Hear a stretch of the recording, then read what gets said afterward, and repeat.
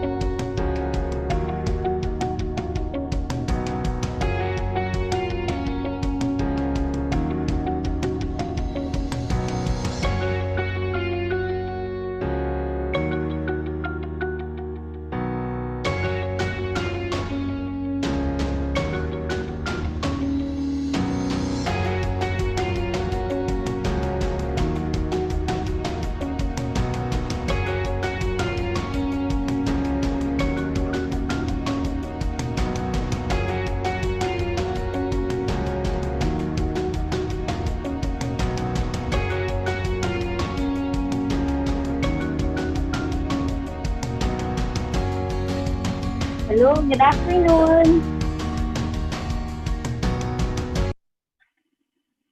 Hello, good afternoon. And welcome to the part 4 of our webinar series. So, maayong hapon, buenas tardes, magandang hapon sa inyo lahat, mga kapatid. We are now here in the part 4. So, basically, this is the last leg of our webinar series, and we are happy to be with you all throughout this webinar series. As we journey from the first one until now, we really enjoyed doing this with you, and we hope and we pray that you have enjoyed and learned a lot from the webinars that we had.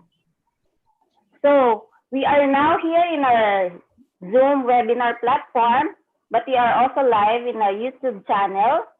So please don't forget to subscribe to our YouTube channel so that you can enjoy the video with us today. As of now, there are about, how many? We have about 1,192 viewers in YouTube. And we have about 53 participants in our Zoom webinar, and we're waiting for more. Let's just keep on. And before I forget, I would like to introduce myself.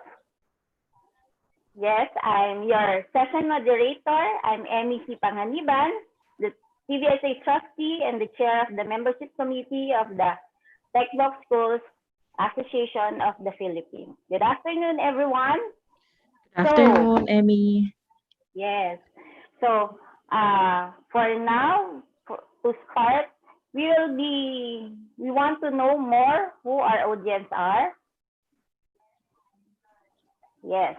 So in your browser or in your mobile, or if you're using a laptop in your browser, can you type www.tvsa.org.ph/audience, and it will lead you to a link, and you'll be able to answer, and you'll see the questions, and please answer them for us. We want to get to know you more. And for those who are in the Zoom, you may be able to chat here your names and from where you are. And then later on, you'll see the results of our link. And while waiting for that, let me read some of the names who are here in our Zoom webinar chat. We are from RGO International Training Institute in Iloilo City. Maayong hapon. We have Eileen Ako and Cecil Presino from AVM Foundation, Inc. We have Gladys Cuenca here from UIC Davao. Wow, we're coming from Davao. A productive afternoon too from Ulysses, from Ichi, Miss Selena Sibedo, Miss Barbara Ledesma, maayong hapon. Matri Crisostomo, Sir Director Gayona, thank you very much for your support and hope you enjoy this afternoon session. Rosalie Alante, Annalie Pendon from Mindanao Medical Foundation College. Keep safe also to you, ma'am. Dennis De Torres from Region 4A. Okay, Ms. Risa Sorima. Ms. Naila Cardero from Region 4A Laguna. She has a farm school in Laguna. And also we have here, thank you, Mr. Ferdinand Glor. Okay, those are from our Zoom, Sector East Training Solutions. We have also Rosalie Alonte from Binyan, Laguna. Ronald Roselis from Marikina. Wow, we are really all over the place. From Lanao del Norte, Mindanao. Thank you for sharing your time with us today. Zanjeline Cantutay from Jars Academy, Balingasag, Misamis Oriental. Thank you, and welcome. And for our YouTube, okay, we have people from University de Manila, Jose P. Laurel High School. Good afternoon, sir, ma'am. From Malolos, Bulacan, from Batangas, from Lucena. Wow, it's really reaching out And you know what's good with this is that we can reach out to as many people as we can. And we thank you for taking your time to be with us today. And we hope that as we go on with our journey for the last leg of this webinar series, you'll enjoy and you'll learn a lot from this. And we are really as excited as you are as we go through this webinar series because we have a lot in store for you today. So now may we see the results of the link. Okay. From those who vote, there are about 35.9% from, is this NCR? Yes, it's NCR. It's color purple or bluish purple. And then 35.3 from Region 4A. Wow. Thank you. 16.3% from Central Luzon. Okay, magandang hapon sa mga taga gitnang Luzon. From Cagayan Valley, we have 15 participants. From Ilocos, we have 15 participants too. From Davao, Region 11, we have 8. Okay, who else? You know, it's really heartwarming to see all of you here in our webinar series, and we really appreciate you having us, supporting us, and giving us your time. And for the designation, okay, most of our attendees today are teaching staff, trainer. Yeah, we understand that because our session for today is particularly focused on facilitating online learning session. And we also have some TVSA owners, administrators, others, government officials. I know some DepEd and TESDA officials might be watching us, so welcome, welcome. It's nice to know that we are in collaboration in this endeavor. Any other? Okay, and yes, and let me go through later on all the shout outs and all those people, and to acknowledge the people who are with us today, and to formally open our webinar series. May we call on our beautiful TVSA Assistant Secretary, Ms. Marites Joanne Quezon, to lead us into an opening prayer. Hi, Ms. MJ. How are you today? Hello, good afternoon. Hi. Okay, I would like to request everybody to please put ourselves in the loving presence of God. In the name of the Father, the Son, and the Holy Spirit, amen. Dear God, thank you for everyone that has joined us here today in the TBSA webinar. For each mind and heart that feels the presence of this platform, we thank you. Only you truly know what we are setting out to accomplish today. We have talents, abilities, and time to work. We also have our daily and future concerns at heart. Loving Heavenly Father, we come to you this hour asking for your blessing and help us as we are gathered today. We pray for your guidance in the matters at hand and ask that you would clearly show us how to conduct our work and business with a spirit of joy and enthusiasm. Give us a desire to find ways to excel in our work and service to our stakeholders. Bless this webinar today, all those present, as well as the lives of those who we will encounter afterward. Ready us to make every moment count. We ask this in the name of Jesus Christ, your Son, and the Holy Spirit. Amen. In the name of the Father, the Son, and of the Holy Spirit. Amen. Good afternoon. Thank you, Ms. MJ, for Thank you, the Miss very Emmy. inspiring prayer. And I hope that everyone will be blessed this afternoon. And continue on. We are really blessed today because we have with us the Vice President for External Affairs, Father Onofre Inocencio, who will give us his opening remarks. Hello, good afternoon, Father.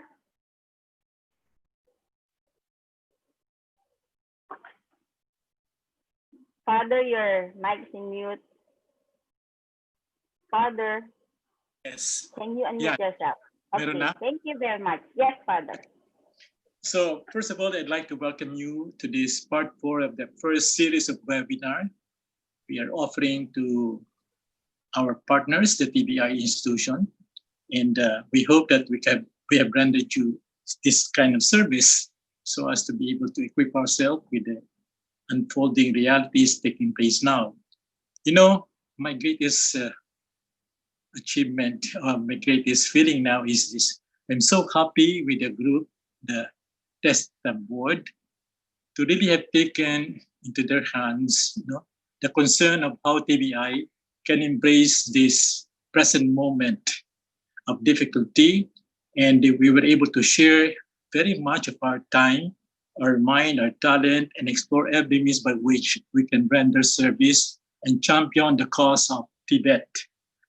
And I think there are so many discussions that we have made to be able to stretch out and find ways by which we can respond to this kind of crisis that we are encountering. And so the first point that we did was really gather our thoughts and present them. In a position paper, we have presented to you and we have given and shared with you, and became the basis for our movement. And I think it has gained grounds. The points were very much appreciated. And when we presented that to TESDA, I think they had that kind of listening ear and somehow mellowed their heart and opened themselves to listen to what we were telling them, the difficulties that all of us are experiencing at this moment. And we were happy with the result because at that moment, they invited us to organize ourselves, do a technical working group, and particularly focus what we can do together. And therefore, we were assigned to chair the TWG on flexible learning. And we did. And I think some of you were included during that webinar to have that exchange. And it was a wonderful discussion. And the output of which was again looked into by TESDA that guided them into drafting the final guidelines that you have now received. And I hope that each one of you have received this latest circular from there, the flexible learning in Tibet. So therefore here we have some guidelines by which our efforts can now be guided by some directions from TESDA. The next one was still another issue that has come up with the proliferation now, the creation of the training and assessment centers in every province, in every municipalities that again become challenge to us.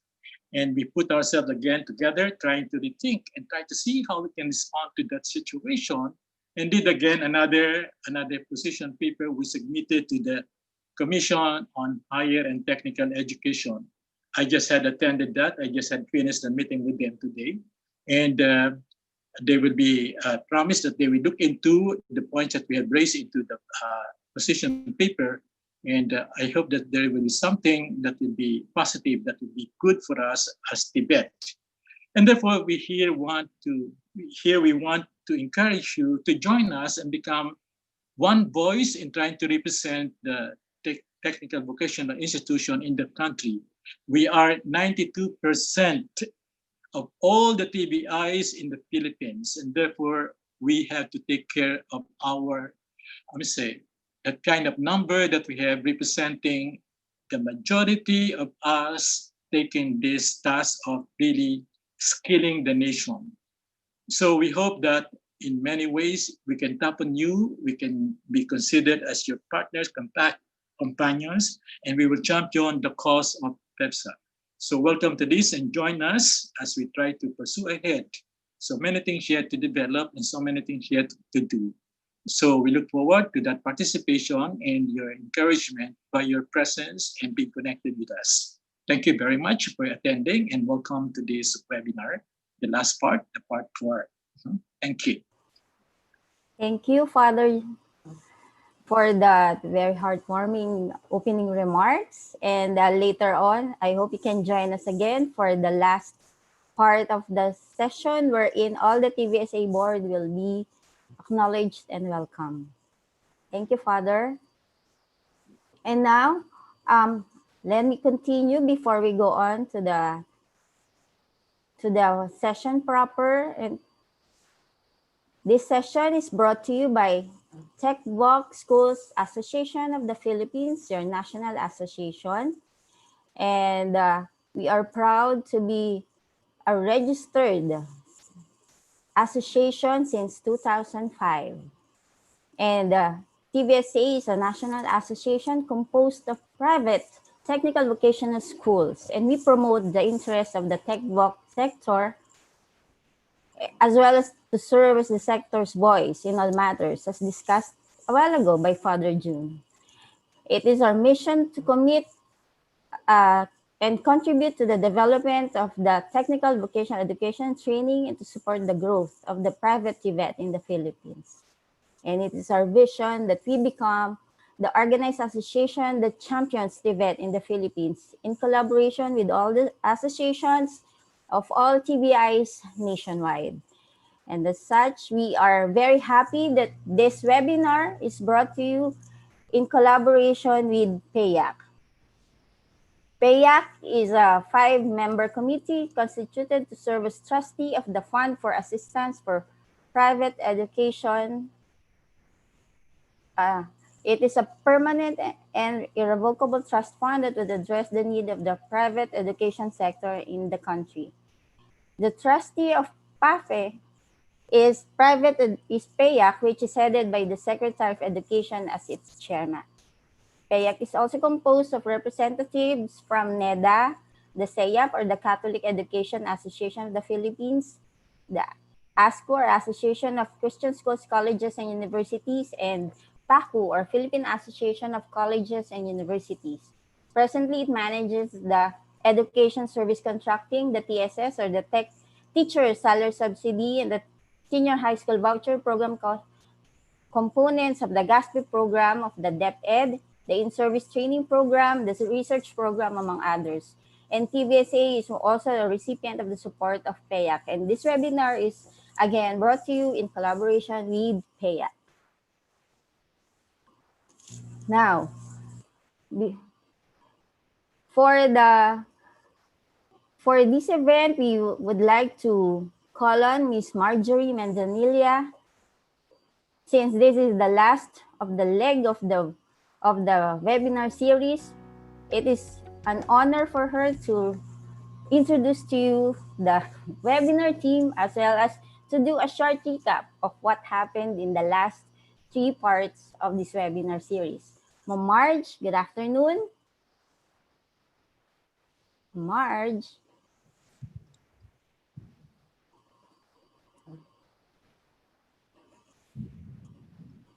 Hello? Hello. Marge, may I request that you turn on your video and unmute yourself? I did already. Okay. I'm not seeing you. Anyway, how are you, Marge? Very good, very good. Thank you, Emmy, and to all the participants that we now have. It was truly an honor for me to coordinate this seminar series. I hope that we were able to, in one way or another, is able to assist all our member institutions and even those who are not our member but has attended our program. And as Father June had said, we still have a lot to do to serve the community. I think we are still on the stage of, again, designing and organizing another webinar series because we're still, or we're just ending up to the topic today. There's still a lot more that we need where we can support our members or even our members. Maybe in total, the entire TVET, private TVET institutions in the Philippines. Also, I have an honor to introduce to you our webinar event team. They had been doing a lot of good job. And I was joking, maybe I will have to promote all the three of you because you saw the introduction today. It was really an improvement of the previous one. So allow me to introduce the three of them. Ano yan eh? Ano na to? Team event. Team event. So we have our moderator, Miss Emmy Panganiban of the Capellan Institute. Our beauty, Miss MJ Quezon of Ichi. The gentleman who did all of this thinking, Mr. Aris Altabano. Marjorie G. Mendenilla. Now, I would like to, in the next series that we are thinking, I hope that the other members of the association who have expertise in their areas, please communicate with us in our webpage. And you tell us what is your expertise. Maybe you can assist us and become one of our resource persons to also share your expertise to our members. Let it be that you are not just a receiver of information, but also a giver of the information. You know, it is, you feel much, much better when you share. Okay, now to recap the entire series, the objective of the association in doing this is really to support the private TVET institution towards your transformation to the new normal. And the second is to provide technical knowledge necessary for you to deliver your training programs through flexible learning.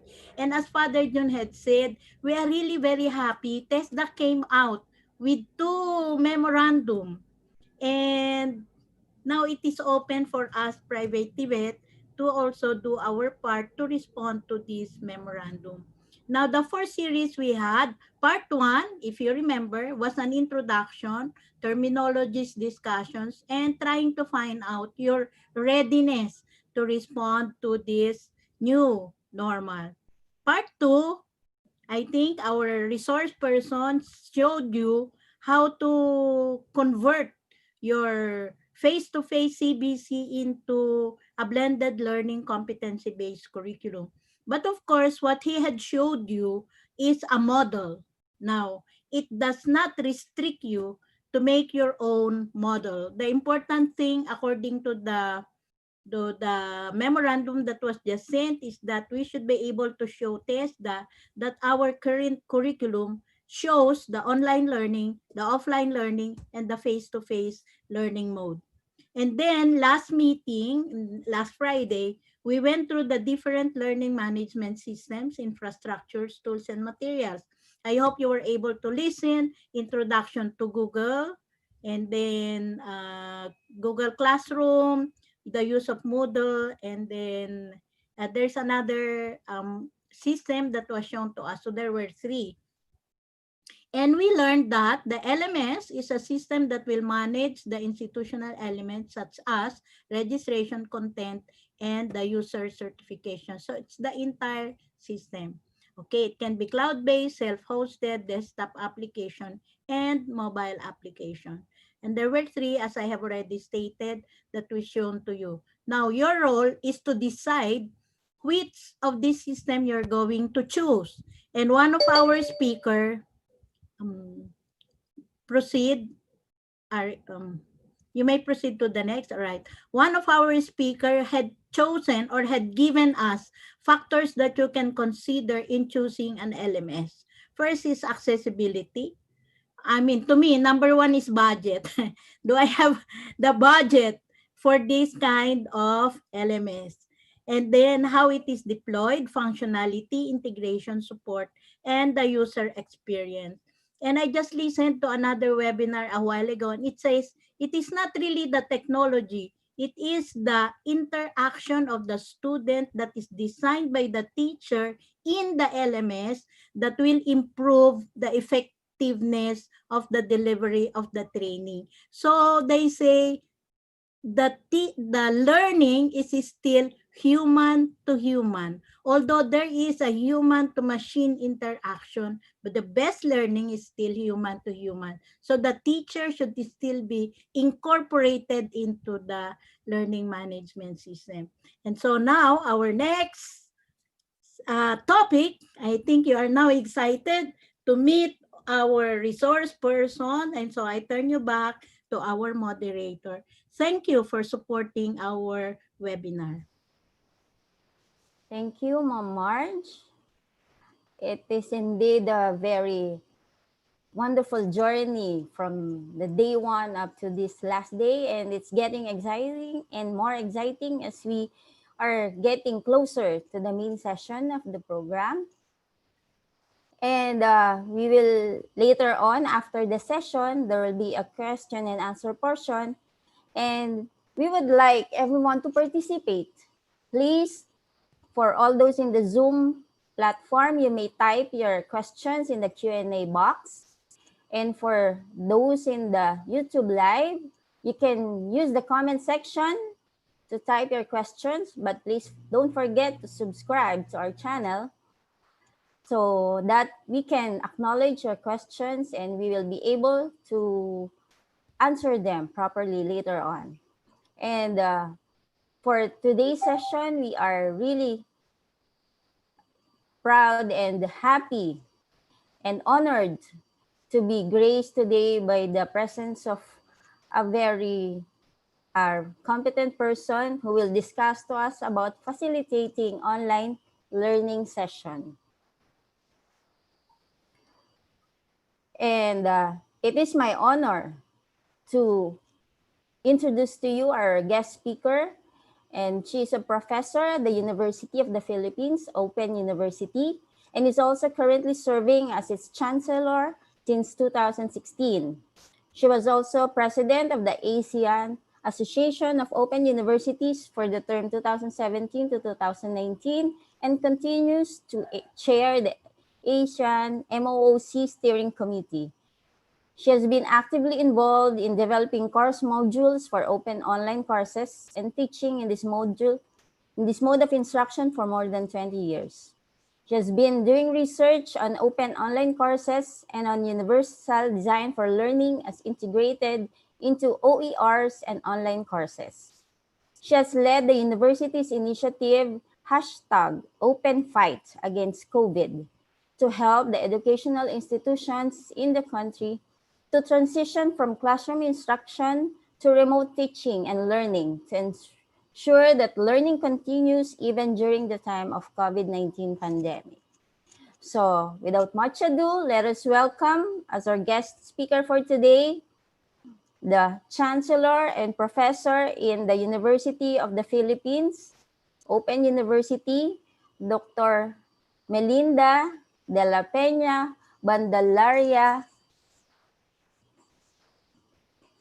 Hello, Doc. Yes. Mel? Yes, may I request that? Yeah. Hello, how are you today, ma'am? Thank you very much. Maraming salamat, Emmy. At isang malugod na pagbati sa lahat ng kasamahan natin ngayong hapon. Biyernes na ng hapon ngayon. Yes, ma'am. Thank God it's Friday. Thank God it's Friday. But at the same time, patuloy pa rin ang ating, hindi pa rin tayo nagpapahinga, no? Hindi pa rin weekend para sa atin. Ano? So, ang aking pasasalamat sa lahat, lalong-lalo na sa ating TechBox Schools Association of the Philippines or TBSA for this opportunity to share my thoughts about this facilitating online sessions. So, if I may share my slide. Yes, ma'am, please. Yeah. Okay, so nandiyan na ba? Wala pa. Wala pa, ma'am. Wala pa. Okay. It's here. Okay, so again, maraming salamat. And as introduced, I am Dr. Mel Bandalaria. This is a mouthful name, so you can just call me Mel. And yun nga, I'm now the Chancellor and at the same time Professor, full-time faculty member at the University of the Philippines, Open University. So first, let me introduce my institution. We are one of the 8 constituent units of the University of the Philippines, the only national university in the country. We were established in 1995 with the mandate of democratizing access to quality higher education through distance education. So as implied by our mandate, right from the start, our mode of instruction is distance education. So doon na talaga nagsimula, that is our mandate. And we've been trained to do that kind of instructional delivery to perform that kind of mandate. We started doing distance e-learning. That means to say integrating the modern information and communication technologies to our mode of instruction in 2001. And we became fully online in 2007. At present, we have students from more than 70 locations outside the Philippines, and they account for about 24% of our student population. So talagang the mode of instruction is online. The meeting place is really through the online classroom. So it's very important that we facilitate our discussion in our online classroom. We also started developing and implementing our own brand of massive open online courses, or what is popularly known as MOOCs, in 2013.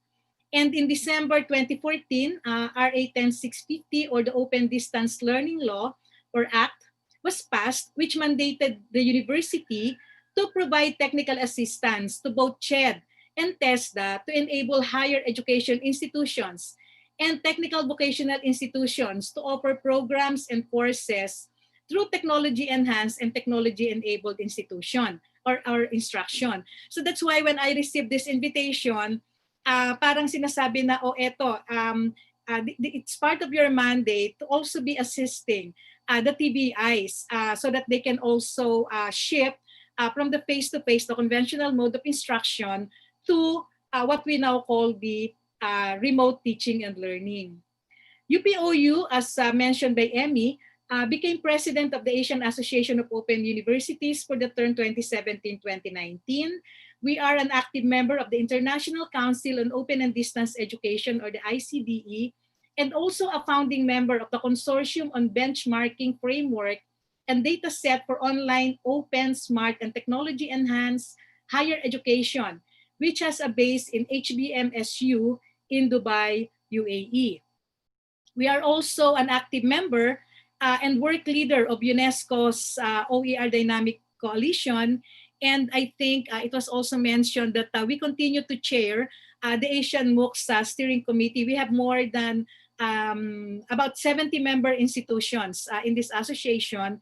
And we are all working together for this open education movement. Now, that institutional background, I really took time to introduce the institution because what I am bringing into this webinar session consists of about 20 years of practicing and theorizing in online learning. My own thoughts about online learning, which are also the results of my being a reflexive practitioner. So, kumbaga, ito yung dala-dala ko dito sa webinar session na to, our own practice, the product or the results of our own reflections as practitioner in open online courses. That means to say that we are also being concerned in doing our personal reflection. We also take into consideration the broader social critique or being engaged in the whole process of reflecting critically. So tinitingnan namin nasan yung weakness natin, nasan yung kalakasan natin, paano pa tayo matututo. It's not just the world trend in education, but also considering other environmental factors like the socio-political perspectives. So we are all aware, and probably many, if not all of us, had become part of this rush to remote teaching and learning.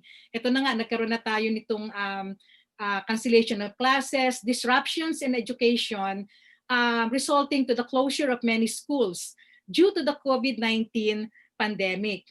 I always compare what is happening or what had happened, especially last March, to us teachers. With the description, we are like instructional MacGyvers, making do of what are available, the resources that are available to us, and our stock knowledge to cope with this disruption, and which caught all of us unprepared. Parang nabigla tayo lahat, and we just put together what we know, what we have, so that we can continue, because that is our moral obligation as educators. We need to see to it that the learning of our students will continue even with this COVID-19 pandemic. The mode of delivering instruction was called remote teaching and learning, which is defined by Commonwealth of Learning as an emergency measure. It is an attempt to replicate the classroom learning process in an online mode, and which can be considered a form of distance education. The only feature that they share is that separation of the teacher from the learner in time and space. They are not together in a classroom. So there is now this attempt to replicate what is happening in the classroom, to be technology mediated, so that learning can still be, the teaching can still be done even in an off classroom situation. So that's why those experts in education technology, they came up with this term, remote teaching and learning. Of course, we know that online learning has roots in the tradition of distance education, because this is where we are finding it now, this mode of instructional delivery. It goes back to at least 100 years, to the early correspondence courses. We are all familiar, that's the forerunner of distance education. But with the advent of the internet and the World Wide Web, the potential of reaching learners around the world increased greatly. So just like in the case of UPOU, we have students in many locations outside the Philippines. It's because of the internet and the many other technologies that we are using to deliver instruction to our learners. So these technologies also made this access to the internet, also provide the teachers with the rich educational resources in multimedia format. This last feature is very critical or very important, that is having access to rich educational resources in multiple media formats, because it will also have impact in the way we design or facilitate the online session. Okay, so let's take a look. So this afternoon, as mentioned, and this is the fourth in the TBSA webinar series, with the theme Embracing a New Normal, I was assigned the topic Facilitating Online Sessions. The title of the presentation already implied some givens and assumptions. First, the context is already given. That is, we are delivering instruction through the internet as our platform. And this is where the learning will occur or will happen. Facilitating is a term which, in the context of teaching and learning, the context of our session now, implies the abandonment of the usual sage on the stage role of the teacher, and instead embracing the guide on the side mantra, which immediately replaced it. If I may add, the term facilitating likewise implies making sure that it will happen, this learning will happen, towards the achievement or towards that direction, which is the achievement of the learning goals that we set for the course or the lesson. And if I may add, as well, achieving as well the other essential knowledge and skills, which in the case of this presentation, I put here the 21st century competencies. It's not just the content of the lesson. It's not just what the knowledge that that we hope our learners will learn, but in the process, let us also look at the opportunity that our students will also learn some essential knowledge and skills. So I put here as an example the 21st century competencies. I also look at facilitating as a generic term, encompassing the different strategies that will engage the learners, again, towards the direction of achieving the learning goals. In a way, this facilitation of online learning can also cover the learner's experience or journey, in completing the course or the program in this mode of instructional delivery. So this will be the focus of my presentation this afternoon, facilitating online sessions with the goal of engaging the students. So as I have mentioned, one important reason for engaging the learners is to direct them to achieving the learning goals. The other important objective is to prevent them from dropping from the course, which is highly probable, given that the teacher and the learners are separated in time and space. This is the kind of situation that we will face once school opens again sometime July, August, or September. Facilitating online session and engaging the learners will somehow keep the learners on track. So if we continue to engage them, we continue to facilitate the activities in our online courses, we can somehow help our students to be on track of the academic schedule, of the things that they need to accomplish, so that at the end of the school term or the period of training, they will be able to complete the course and achieve the learning goals. So therefore, for this webinar session, the following objectives had been set as well. I hope to discuss the pedagogical underpinnings in designing and facilitating online sessions. So why are we doing these things? Why are we suggesting that online sessions should be facilitated like this? I also hope to provide some mechanisms or recommend some mechanisms on how we can design learning in an online session. What are the things that we should be doing so that we can ensure that learning will be taking place? And also present some strategies to facilitate online session. How can we be successful in facilitating online online learning session? Okay. So we are all familiar with the two types of online session. The synchronous online or same time session, which in a way approximate face-to-face teaching strategies, such as delivering lectures like the one that we have now, and holding meetings with groups of students. I mean, we are all familiar. We've been taking part in this synchronous online meetings, sometimes with this work from home arrangement. Sometimes we find ourselves having one meeting after the other because we really don't have to travel. We just have to shift from one Zoom link to another. That's why they say that this work from home arrangement and virtual meetings can also be so tiring because sometimes there are days that you really don't have any break. You just have to continue attending one virtual meeting to the next. So the asynchronous session or different time engagement in online session is mediated by various communication tools. So of course, we are familiar with email, threaded discussion boards in a learning management system.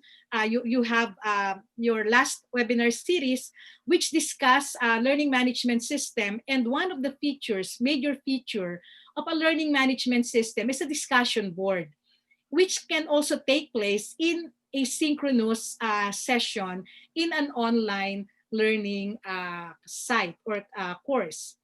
As we know, the asynchronous session provides flexibility such that the learner, even the teacher, can engage in the learning activity at his or her own time. So many teachers also prefer that the session will be asynchronous so that we can somehow provide some flexibility that the learner can engage in the learning activity in his own time, place, and pace to a certain extent, because somehow we also want to provide some structure when it comes to facilitating online learning. So in an online session, the teacher usually plays 4 roles.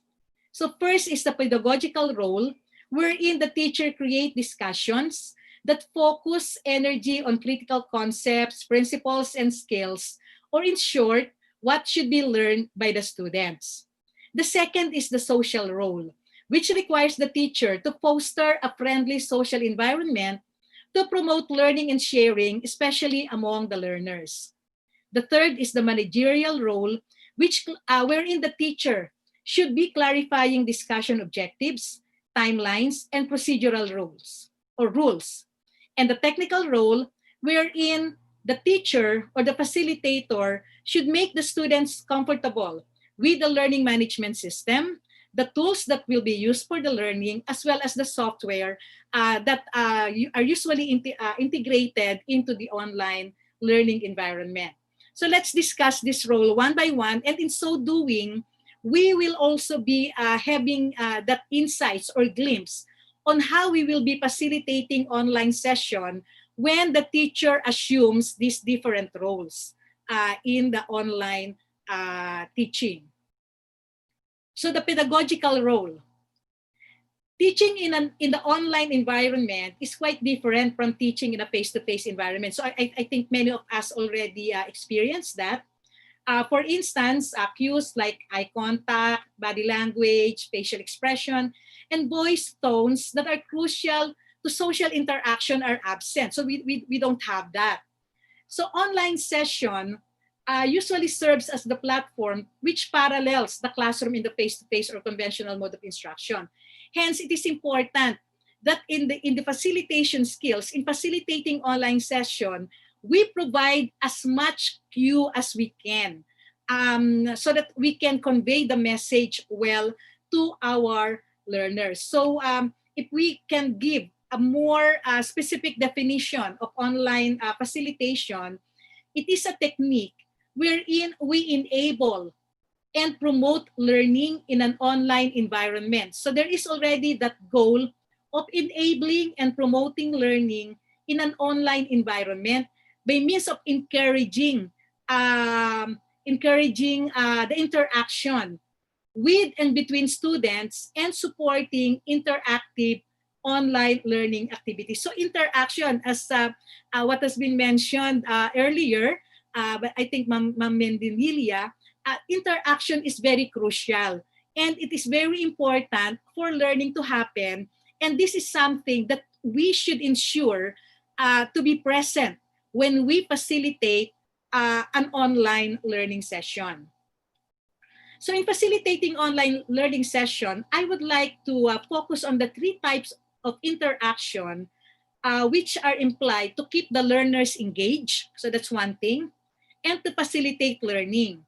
So these are the learner-learner interaction, the learner-content interaction, and the learner-teacher interaction. So these types of interaction were proposed by Moore. Many educators point out the importance of these interactions in high-quality online education. So parang if we are to assess or evaluate an online class, we should be looking that for these three types of interaction, so that at least we can determine that what we are offering is a quality online education. So for instance, Shale and Garrison state that interaction is education at its most fundamental form. Interaction is education at its most fundamental form. While other authors argue that the keys to the learning process are the interactions among students themselves.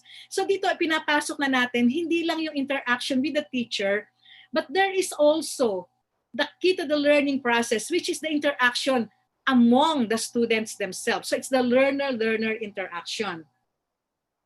The interactions between faculty and students, of course, are very important, and the collaboration in learning that results from these interactions. We always say that from those who are embracing the social construction of knowledge, when we do interact with each other, we co-create knowledge, and or we are helping each other. We assist one another in thickening the academic text because of the kind of interaction that we are facilitating in an online session. Okay, so let's take a look at deeper look at these different types of interaction. The first is the learner-teacher interaction. And in my succeeding discussions, I will be citing examples from my own course site. So for this learner-teacher interaction, I think this is the type of interaction that we are most familiar with. Given also this perspective, and I think this is a very popular or common perspective, that we go to school because we want to learn from the teacher. So ano yan, common yan, na we want to learn from the teacher and we give premium to the kind of interaction that happens between the learner and the teacher. So this type of interaction happens when an instructor delivers information. So kapag nagle-lecture, nagtuturo, or provide feedback, or simply encourage or guide the learner. It also takes place when a learner asks the instructor questions or communicates with him or her regarding the course. So hindi lang naka-focus dun sa giving of lecture. The learner-teacher interaction can also happen when there is when the teacher is giving feedback to the work of the student. Kasi doon ibinibigay na ng teacher yung kanyang thoughts on the way the student is performing in his or her class. So that by itself is also a learning process. So the instructor then serves as the guide, a facilitator, an expert, or a support depending on the situation. By providing ongoing feedback to learners, the instructor can clarify issues, reinforce crucial points, and correct interpretation of a subject matter. Kasi if we already noted that there is something like the student does not understand a concept correctly, then we can immediately provide the feedback and correct whatever misconception the learner has. So medyo naaagapan kaagad as when the teacher gives the feedback to the student. The e-learning instructor, unlike the lecturer, the usual teacher in a conventional classroom, does not take the center stage. I have mentioned this already. Not the sage on the stage, but the guide on the side. And if I may add, I usually refer to the teacher designing online courses as the architect of learning. So ikaw yung nagdidisenyo using all the available resources to the student. Then you design the learning of the student, and this can really happen and can easily be facilitated in an online setup or online classroom. So what is shown in the slide, here in this slide, is a screenshot of my online class where I am interacting with one of my students in the discussion forum in our learning management system. So we are using Moodle, and I noted that in your webinar series number 3, Moodle was also presented as one option for your learning management system. So as you can see, I engage with my students individually. So iniisa-isa ko silang sagutin. Kapag ka nag-post sila do sa discussion forum, sasagutin ko yon. And that kind of interaction probe deeper into their own articulation. So I ask follow-up questions, or I provide additional insights to what the student has posted in the discussion or what the student has shared in the discussion. So you probe deeper, you ask questions, and you provide additional insights to the student's understanding. In the so many years that I've been teaching online, I noted that when I respond to the individual post of the student, many of them also make it a point to be engaged in a discussion. So pag sumagot ako sa kanila, then they will also reply to my post, engage in the discussion with me. The kind of interaction also provides learner with the feedback. And at the same time, you direct your learner to think critically, to think deeply about the subject matter that is being discussed. So the exercise of getting more from the learner, asking more what the learner knows, and in the process, both of you can now come up with an agreement, or discover knowledge, theorize from your practice and from the sharing, then we can say that some form of learning has occurred or has happened. So the learner-teacher interaction can also be a strategy to promote critical thinking, as I have mentioned, through a continuing discourse about a specific topic. Now let's take a look at the learner interaction. Social interaction definitely plays a main role in how people learn. So kanina nga nasabi natin na a major part of the learning process of the learner also happens when he or she interacts with a fellow learner. Studies find that learner-learner interaction leads to greater learning and high course satisfaction, probably because students are motivated to learn when they are in a group. So parang mas inspired na mag-aral if they are part of a group or part of a cohort doing the same activity together. So promoting learner-learner interaction seemingly helps address that feeling of isolation, which is a common occurrence in online learning. So because the student is separated from the teacher and from the different elements of the teaching learning environment, so there is this feeling of isolation. Parang nag-iisa siya because ang kaharap lang niya sa pag-aaral is the computer monitor, he is reading alone, etc. And even listening to lectures alone. So it is a common occurrence that the student will feel isolated. And if we promote learner-learner interaction in our online session facilitation, then somehow that kind of scenario will be addressed early on.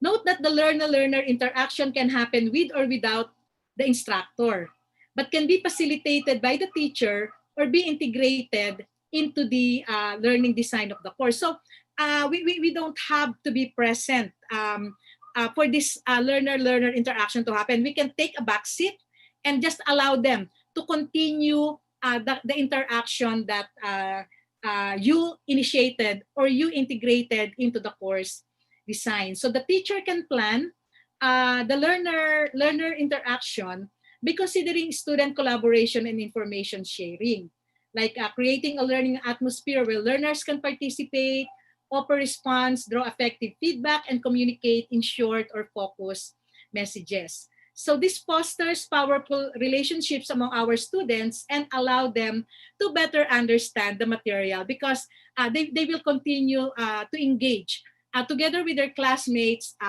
asking questions and participating in the discourse and the discussion about the subject or the lesson. So shown in this slide also is the level of learner-learner interaction that is happening in my online class. So in order to maximize the participation, this participation of students, I asked my students to do class reporting. So I think we are all familiar with the kind of class reporting that we usually ask our students in a classroom setting. So for my online class, I also ask my students to report on specific topic or lessons, which in a way is also a strategy to promote the learner content interaction, which we will be discussing later. And then lead academic discussion. So it's a learner-led academic discussion wherein from their report, they will be posting or developing 2 discussion issues as take-off points for academic discussion. So in so doing, the learner is leading the discussion and the learners are interacting with each other in discussing the lesson. So one of the requirements that I put in my course is that students are required to interact to at least 5 of their classmates by thoroughly discussing the issues raised as well as to the report presented by their fellow learner or the class reporter for that particular lesson. So the other strategy that I use in facilitating learner-learner interaction is by integrating collaboration work or group works as part of the learning activities. So the group work, as in this case, can be a term project, which is one of the major requirements of the course. and which aims to integrate all the concepts and lessons discussed in the course.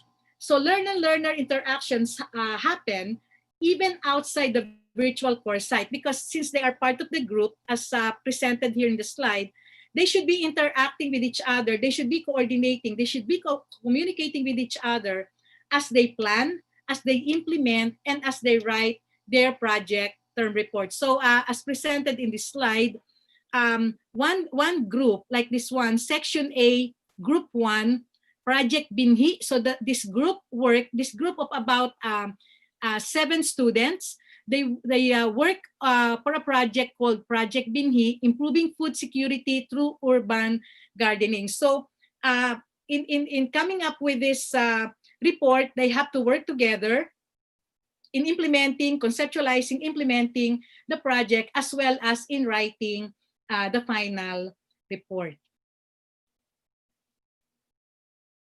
So for the learner content interaction, so it takes place when students themselves obtain information directly from learning materials. It happens whenever they interact with the text or are deeply engrossed with the content. Researchers consider learner content interaction as crucial, since this is where most of the learning takes place.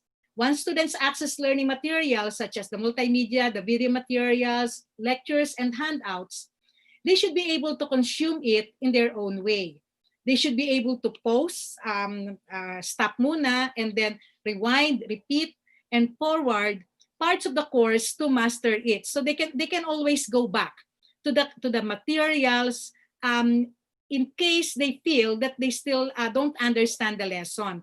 So that's also the beauty, that we give them all the instructional materials and we provide them, we give them the time, we give them the direction, we give them the instructions so that they can interact with the content, the instructional materials that we provide them in order for them to learn the lesson. I have mentioned earlier that an online learning environment provides the teacher with many opportunities to enrich the academic engagement of the student. This is because there are many available educational resources that can be accessed in the internet, as in the case of open educational resources. So I put here the open educational resources, wherein we can ask our students to also access and engage with this type of content. And at the same time, provide or associate learning activities to the resources that we ask our students to interact with, or to learn, or to study, to read. So like for instance in here, after viewing a video material, I ask the student, okay, you participate in a discussion forum, and at the same time, you can also take a quiz or other learning activities which will help the student in achieving the learning goals. It should be noted that in this example of learner content interaction, wherein the students are directed to interact with multimedia materials from the internet, they are also taught other essential skills or associated skills like digital and media literacy, media literacy, which are important components of the 21st century competencies, because we are already asking them to navigate the internet, access and assess multimedia materials that are available in the internet, and we ask them to evaluate and use them by doing the learning activities that we are asking them to do after engaging with the content. So it's not just the content that they are learning, but also the media literacy, digital literacy that can be considered or are now being considered as important component of the 21st century competencies. So the learner content interaction, there is a deeper engagement, as I have mentioned, with the content, and this can be designed when we provide learning activities after the engagement with the content. So these activities can be in the form of quizzes, self-reflection, writing learning blogs, answering questions in discussion forums, etc. So if you have seen the different features of Moodle, we can already choose which learning activities we can associate after the student has interacted with the content. Again, with the goal of this activity contributing to the achievement of the learning objective. So there's always that goal, there's always that direction when we design activities or online activities as part of the facilitation of an online session. So we keep the students engaged, we keep them doing the learning activities, and we keep them on track as they progress towards the end of their journey in our courses. So I have mentioned here discussion forum. Let's take a closer look at the discussion forum, which is also part of the pedagogical role of the online facilitator. So online session is sometimes used interchangeably with the discussion forum. In some, we don't be surprised if when we say online session, there is this perception that it will only pertain or it only pertains to the discussion forum that is happening inside the course site. So facilitating the interactions in the discussion forum can also be considered as a major component of facilitating the learning session. One strategy in facilitating online session is posting the first question to break the ice. So in my courses, I crack the first question right at the self-introduction forum. So doon pa lang, self-introduction pa lang, nagbibigay na kaagad ako ng unang question, which is somehow related to the lesson, but at the same time, will set the tone to the kind of discussion that will happen in the course. So other strategies include asking questions that are more straightforward, just like in the example that I have here. And sometimes this can help the students become more comfortable when responding to questions asked by the teachers in an online setting. It is also important that the online facilitator use warm and friendly language tone. But at the same time, while we encourage the warm and friendly language or tone in our online discussion, it is also important that we always emphasize among our learners that there should be the strict observance of the netiquette. Of course, we don't allow this, bad behavior in our online discussion. So it is always emphasized. The very first thing, the very first rule that we give to our students is the strict observance of netiquette in our online session. The teacher can also introduce teamwork. I have mentioned this earlier to foster sense of community. So this somehow also facilitate the learner-learner interaction wherein we ask our students to work as a group, to be communicating with each other. The other strategy is peer evaluation. I have put here as an example in facilitating online session. This does not only promote the learner centered approach to teaching, but can also serve as assessment of what the student has learned as implied in the kind of peer evaluation done. So in the example that I have here, I asked the students to evaluate the work of their classmates based on an evaluation framework that they themselves developed. And that framework was developed using the concepts or lessons that we have discussed in the course. So in so doing, they will be able to apply what they have learned through the development of an evaluation framework and apply it in doing the evaluation of their classmates' work. So I will not be grading them. I will not be grading them based on the grade of their classmates, but I will be grading them or evaluating them, that kind of activity, based on how they use what they had learned from the course in evaluating or first developing the evaluation framework and in evaluating the work of their fellow learners. So in a way, there is the interaction with the content, and there is the interaction with the learner in doing this kind of learning activity in our online session. So the topic approach also can provide us, we provide them with the short-term goals, provide constructive feedback, because that can somehow provide them with a shorter or more focused learning goals when we have short-term goals that we put in organizing our online session. So in crafting online discussion questions, some examples here are probing into case studies, discussing controversial statements, applying principles and theories in new scenarios. The example I cited earlier on paperless society is one such direct question that can provide the learners or ask the learners to think critically on their position about the topic and how would they defend or justify their position. It's not enough that they would answer, yes, it is happening, or it will be happen, or it will happen, but they should be able to explain their position, citing some references or instances, examples, or even events. The online facilitator or the teacher should also build a discussion by asking participants to expand on their responses based on their particular situations, needs, interests, and abilities.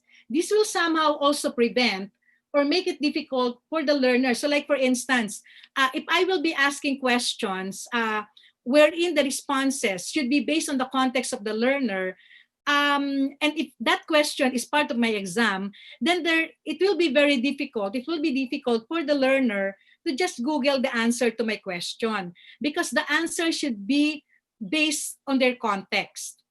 And that would somehow, hopefully, direct them to think critically on how they will be answering the question, how they will apply the lesson to their own context. And in so doing, we can already provide that kind of link to what the student is learning to what he or she is doing at the moment, like the kind of work that he or she is doing.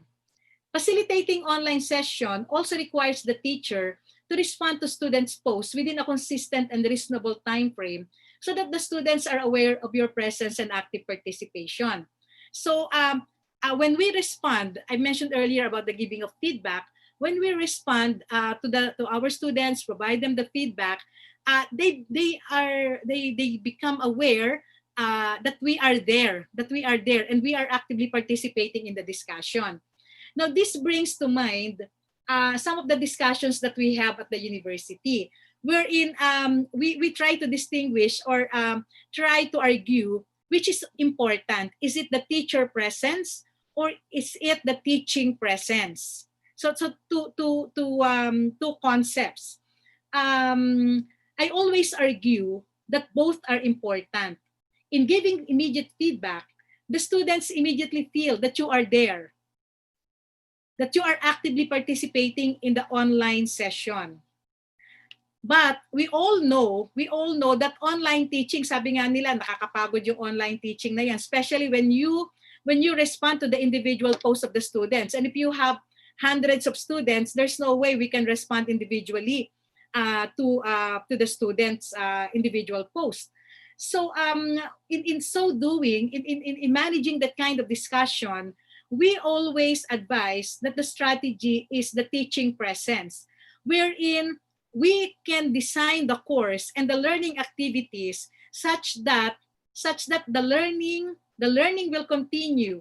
The students will still be continued to be engaged through the different types of interaction, even if the student or the teacher is not there. So it can happen if we design the learner-learner interaction and the learner-content interaction, weave them seamlessly into our online facilitation. So we don't have to be there always.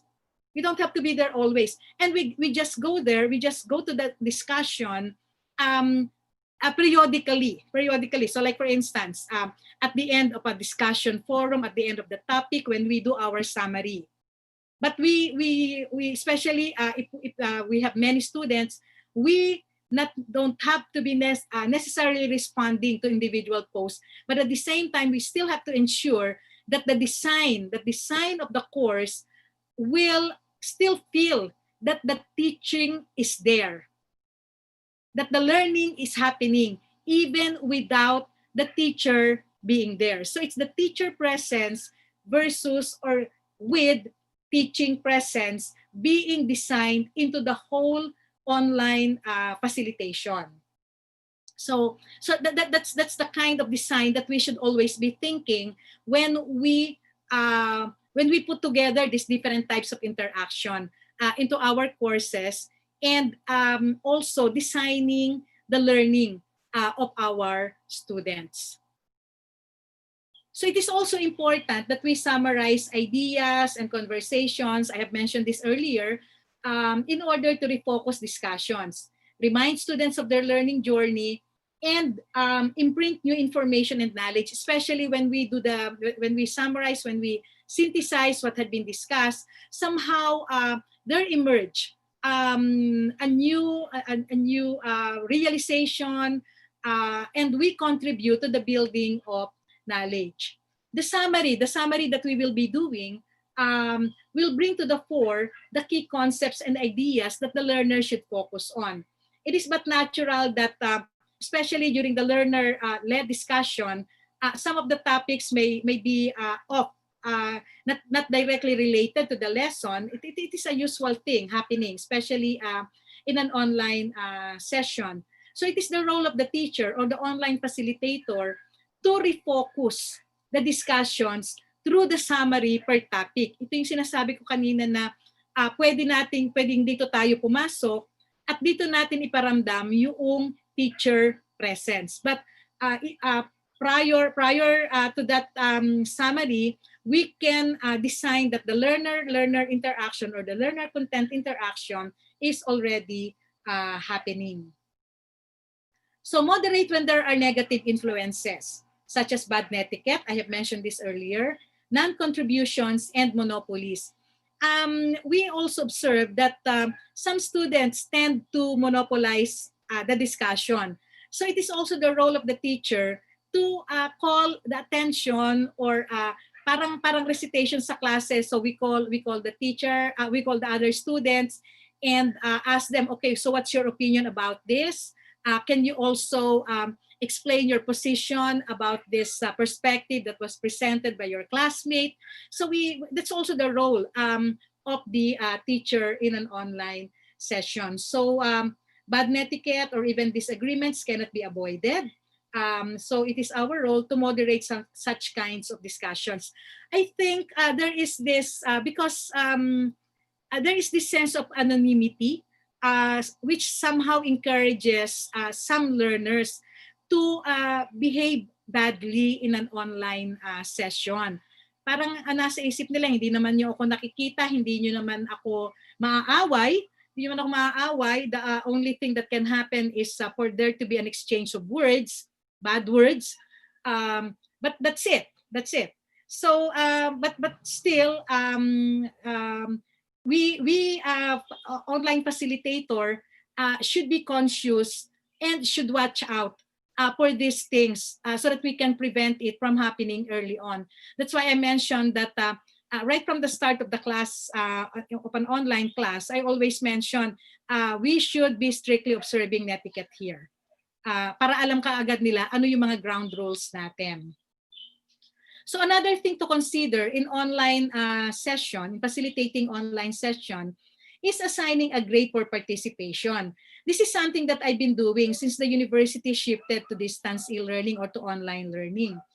This is one way, if I may use the term, force my students to participate in online discussions. When I say your participation in online discussion will account for 30% of your final grade, then that will somehow force them to participate and be actively be an active member of the online class.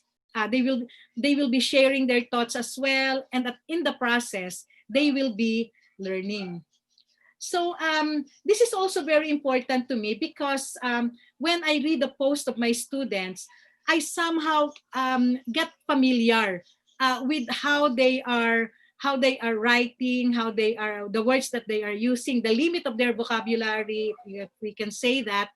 And during the final examination, I can immediately sense whether the student is the one who wrote the answer or not. So in a way, we are also encouraging the participation in the online discussion.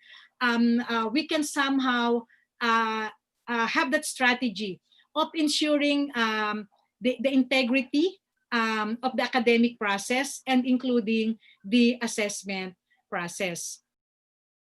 Another technique in online facilitation is the archiving of outdated discussion. Because in so doing, we can complete one discussion topic and then move the group into the next simultaneously. Walang naiiwan. So in the example that I have here, for each topic, I will put the schedule or the duration wherein we will be discussing this topic. And then after that, we will be moving to the next topic. Lahat, ang buong klase ay sabay-sabay na mag-move doon sa susunod na topic. And if you have noted, and I hope this was also shown when the learning management system was discussed, the teacher or the online facilitator can set when specific portions of the online course site will be made available to the student such that they will not be accessing it ahead of time, or they will no longer be accessing it after we have completed the discussion. There are also opposition to this kind of design in an online learning session. Because in so doing, we are not totally open, because somehow we are saying that we are open, then we allow the student to go through the learning process in his own pace. So kung hindi pa niya natatapos, we should also allow the learner to go back to the discussions that had been closed already or ended. Ang ginagawa ko dito, binubuksan ko uli. After halimbawa ng class, I will open all the discussion forum and then allow the students to go back and complete. Pero kapag ang dinidiscuss sa itong lesson na ito, when we are discussing this, then everybody should be on the same page. So that's why I put the schedule as well. So the second aspect of facilitating online session is the social role, or fostering a friendly or social environment to promote e-learning and sharing. Facilitating online session also necessitates that the teacher makes everyone feel welcome. So kaya may mga self-introduction, may mga welcome notes tayo, ganyan. Setting the initial mood or climate of the environment. In an online site, there should always be that welcome note, as I've mentioned. And in my case, like for instance, I also use that welcome note so that the student will also know, am I on the right course site? Baka mali yung course site na napasukan ko, or mali yung pinaglagyan sa akin noong technical team. So I always make it a point that right there, makikita ka agad ng estudyante na ay ito yung course site para dito sa kurso na to. So it is also important that the teacher provides activities, again, as part of the facilitation of the online session, that will help the student establish their online identities and provide opportunities to interact with others. In my case, I do this by providing a space for self-introductions. And as I had presented earlier, having an online socialization site. So meron akong virtual coffee shop wherein they can interact, they can discuss things, they can connect with each other, not necessarily about the lesson. So establishing the identity of the learner, in my case, just like what is happening in the self-introduction forum, also serves another purpose. As my learning assessment, as I had mentioned, always requires answers that are contextualized to the learner. So halimbawa, if the learner introduces herself as a health worker, then the answer to my question, especially when it comes to examination, should be contextualized to her being a health worker. So it is important that I know who my learners are and what are their contexts, where they are from, and whatever personal information they may wish to share with the class. And then if I need to validate the information, when I am already checking the assessment, the exams, I can always go back. I can always go back to the introduction. I can always go back to the post of the student. And if there is something amiss, then I can always investigate further. I can always invest. So somehow we teachers would know if there is something amiss in the kind of responses that our students are giving, especially when we are talking of assessment. So I have mentioned the virtual coffee shop, the socialization site, and I also make it a point that there will be the consultation site or the questions, or wherein they can ask whatever questions they may have about the lesson. So the third aspect of facilitating online session is to assume the managerial role. That means to say that we clarify discussion objectives, timelines, and procedural rules. I will use again that example of setting deadlines or schedule for the discussion of a specific topic. In so doing, we are already managing the whole class. We are managing the session. We are managing the activities of our learners by providing this schedule, by reiterating module objectives, and by making sure that all the spaces, all the spaces wherein they should be participating are made available to them at the time or during the schedule that you mentioned in your course site. So in this example, learning objectives for the lesson were reiterated as to guide the students towards this direction. So the technical role of the teacher, so this is the fourth aspect of facilitating online session, that is making students comfortable with the learning management system, tools and software, which we sometimes integrate into the learning management system. We somehow it is necessary that we give technical advice or technical direction to our students to the limit of our knowledge, our technical knowledge. So like for instance, in my case, when giving exam, for instance, I put here that in the kind of instruction that you should email me, copy your answer and email it to me immediately, so that we will have a backup file in case you will encounter a technical glitch while taking the online exam.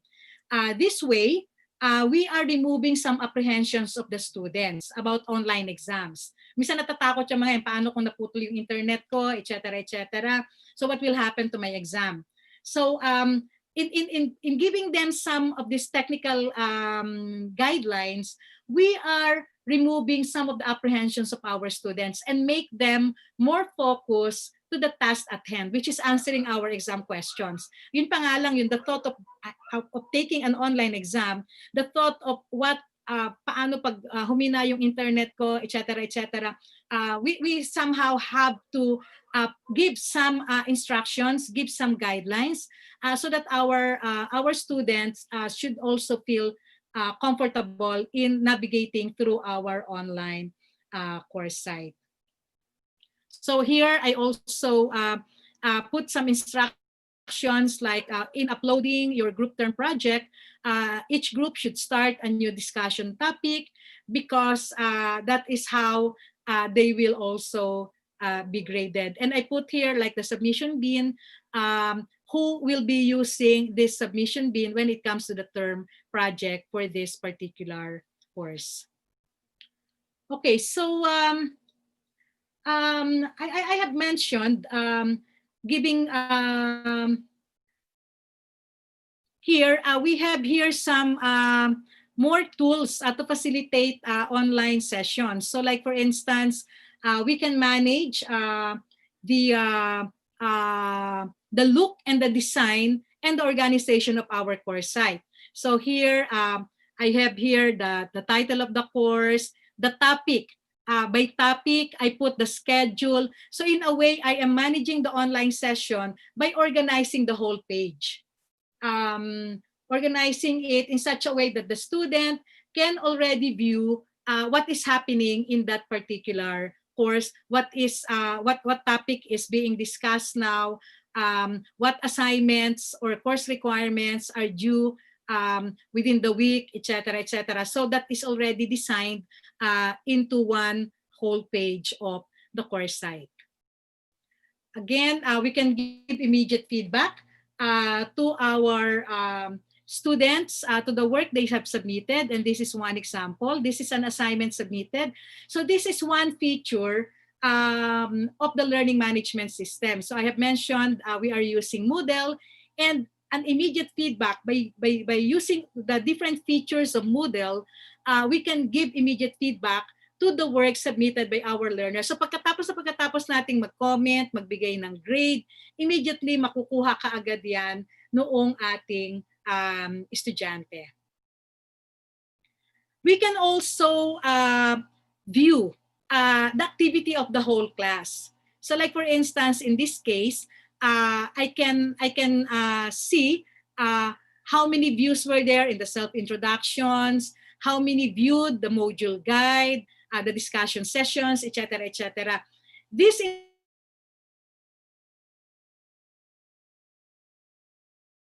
is viewed by the students. Is it because that kind of material is difficult to understand? That's why they are reading it always, or they are viewing it always. So there are information by having this simple learning analytics. It can provide the teacher or the online facilitator give information so that necessary action can be taken. This one example here is for individual learners. So for instance, if I noted that one student is not participating, then I can check by looking at the activity log of that particular student, the last time that he or she participated or accessed the course site. So if the student is in danger of dropping from the course, the teacher can already make some necessary actions to prevent that from happening. So what I'm trying to say is that facilitating an online session is not limited, or does not only cover what is happening there, but it should also cover some other aspects which concern our students. And as I have mentioned, it should also address the danger of dropping from the course or not completing the course. So that is also part, for me, that is also part of facilitating an online session. And our learning management system, that's why it is very important that we choose our learning management system, can provide some tools to us that will make our lives easy as facilitator of online session. So for instance, if I need to email the student who are not participating for the last 2 weeks or so, I can immediately do that kind of filtering and send a mass email to the student and asking, hey, how are you doing? Why it seems that you are not participating actively in our course site. So that can be done, and that is still part of facilitating online session. Okay, so in this, from here, I would like to present some tips. This was forwarded by Guyans in 2013, some tips on how to become successful online session facilitator. Some of this I had presented already in some of the slides. And I will be presenting again as part of the tip, just to reiterate the importance of that particular role of the online facilitator. So as we can see, some preparations are necessary before the course starts. So something like we have to familiarize ourselves with the course delivery structure and the site platform. Sometimes, especially if we are upgrading the version of the learning management system that we are using, we need to familiarize ourselves before the classes start. so that we can easily navigate through the different features and familiarize ourselves on how to use these different features. Develop an online delivery plan or schedule. We have discussed the importance of having this schedule. Check that all resources or activities and links are working. It is important that when we design the learning activity of the students such that we integrate the learner content interaction by directing them to some online resources, we have to check that these links are working.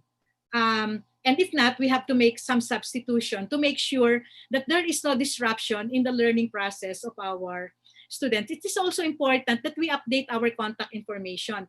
In our case, we usually give this in a separate document, but we can also post it in our online course site. In fact, our students, in the case of Moodle, our students can also directly email us using the learning management system as the platform for emailing. This last tip for the preparation, the contact learners, welcome them. Usually it happens in a different venue, like providing clear login instructions, because like in our case, this usually happens when the student is new. So we provide some form of orientation on how to log into the online course site. But the welcome note, again, is very important.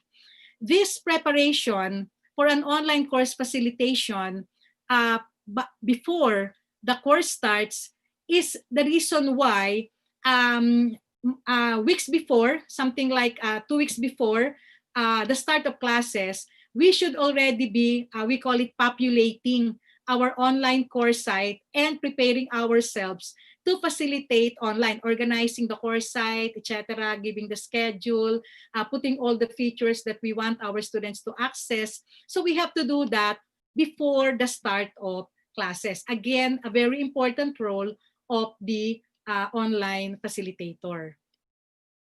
Okay, so at the beginning of the online course, we have to check that the students have logged in. So remember that we have this technical role as an online facilitator. So if we already have our class list, then we can somehow check, are all our students there? And we can also check the activity. If the student is listed but has never logged in, then we can also notify the student. Okay, so why is there any problem, or why you are not logging into the course site? I have mentioned the introduction, the community building activity, having everyone introduced in a cafe style forum, set clear expectations. So the rules of the discussion, the rules of the participation should be made clear right from the start. In our case, again, these expectations are contained in a separate document, which we also provide to the students, and we upload in the course site so that they can refer to it immediately. Ready reference. So we call that the course guide and the study guide. We also need to confirm the contact or turnaround time. So like for instance, how fast can we respond if they are posting or if they are emailing us, etc. How fast can we give feedback to the assignments submitted? So we also have to provide that kind of information to our students. We also need to emphasize the importance, again, of the interaction and the online communication between the participants, and how important it is to the learning process, and why, in my case, why this kind of participation is graded or is part of the computation of their final grade in the course. And of course, we encourage sharing of experiences. That's why I mentioned that it is important that when our students respond to the questions, to the discussion issues or questions that we raise or ask them to participate in, it has to be contextualized, because we encourage them to share their own experience. This can also be a tool for theorizing from the practice of our students, we can somehow do some theorizing as we see how they are applying the concepts that they are studying to their own work. So makikita natin na ay may pagkakaiba pala, and from there we can draw some new knowledge as applied to the context now or to the different situations of our learners. So during the online course, so ito much of this we have discussed already. So be a positive online role model. So if we are saying na we should be strictly observing the netiquette, then kailangan tayo din, ganun din tayo. Send some sort of meaningful weekly communication para hindi malimutan ng mga estudyante natin na, uy, meron pala akong dapat gawin ngayon. We should also respond to learners' communication within a reasonable time frame. Yun yung sinabi ko kanina, are we supposed to respond or advise our student that I can respond within 3 days or in a week's time, something like that, so that they will not be expecting so much from us, or they should at least give us some time before they can expect feedback from us. Provide guidance and direction to learners when needed. Encourage online communication between participants. Okay, we have discussed that, the learner-learner interaction. Relate learner experiences and ask thought-provoking questions. So kasama rin yan sa teacher, learner-teacher interaction. Promote learner independence, responsibility, and learner collaboration. So sometimes this is what is happening when we ask our students to lead some of the discussion activities in our course site. Provide technical and other learner support. So hindi natatapos sa pagtuturo. As an online facilitator, we are also tasked to provide some form of a learner support to our students. One example here is we often experience at the UPOU that the students make self-disclosure sa mga teachers nila. So something like I am suffering from anxiety or some learning difficulties, yung mga ganyan, depression, ganyan. So pagka minsan nagkakaroon ng mga ganung self-disclosure, may role din tayo as online facilitator, like for instance, refer them to some professional help, kasi minsan hindi naman tayo trained to do that kind of support to our students. So pagka may mga self-disclosure ng ganon and we feel that this is already affecting the learning process of our students, then it is up to us to make the necessary action. So yun yung sinasabi natin dito na provide learner support as required. So online learning can be isolated and lonely. I have discussed this already. We need to monitor the progress of our students and their participation in activities like the completion of the task, and again, provide informative and developmental feedback which can guide them if they are on the right track when it comes to learning the concepts and the lessons in our courses. Okay, so after the course, usually ito yung nakakalimutan ng mga teachers. So parang, okay, natapos na yung kurso. Pero it is also important that we perform this after the online course activities. So we have to wrap up the course. Thank the learners, say thank you. And it is also important to acknowledge that we teachers are also learning from our students. Kaya nga co-creation of knowledge tayo. Kasi we are also getting something from our learners. Our learners are also bringing something on the table. And whether we admit it or not, we are also learners in the process of teaching our students. So we also thank them for their participation. For me, napaka-significant sa akin in interacting with my learners and getting insights from them, because it is also enriching my own teaching process. We also review the learner feedback and make recommendations for improvement. So like for instance, pag sinabi nila na itong material na to ay parang luma na, baka we can make some suggestions on how to improve the material. So yung mga ganyang feedback, we also take into consideration so that we can continue improving the course as when we offer it again. And then again, as a self-reflexive practitioner, we engage in our own self-reflection for improvement and consolidation. So hindi tayo natatapos doon. In fact, even yung mga questions na binibigay natin, yung mga nasa education profession sa atin, at tinitingnan natin, nasagutan ba nila ng tama yung tanong ko?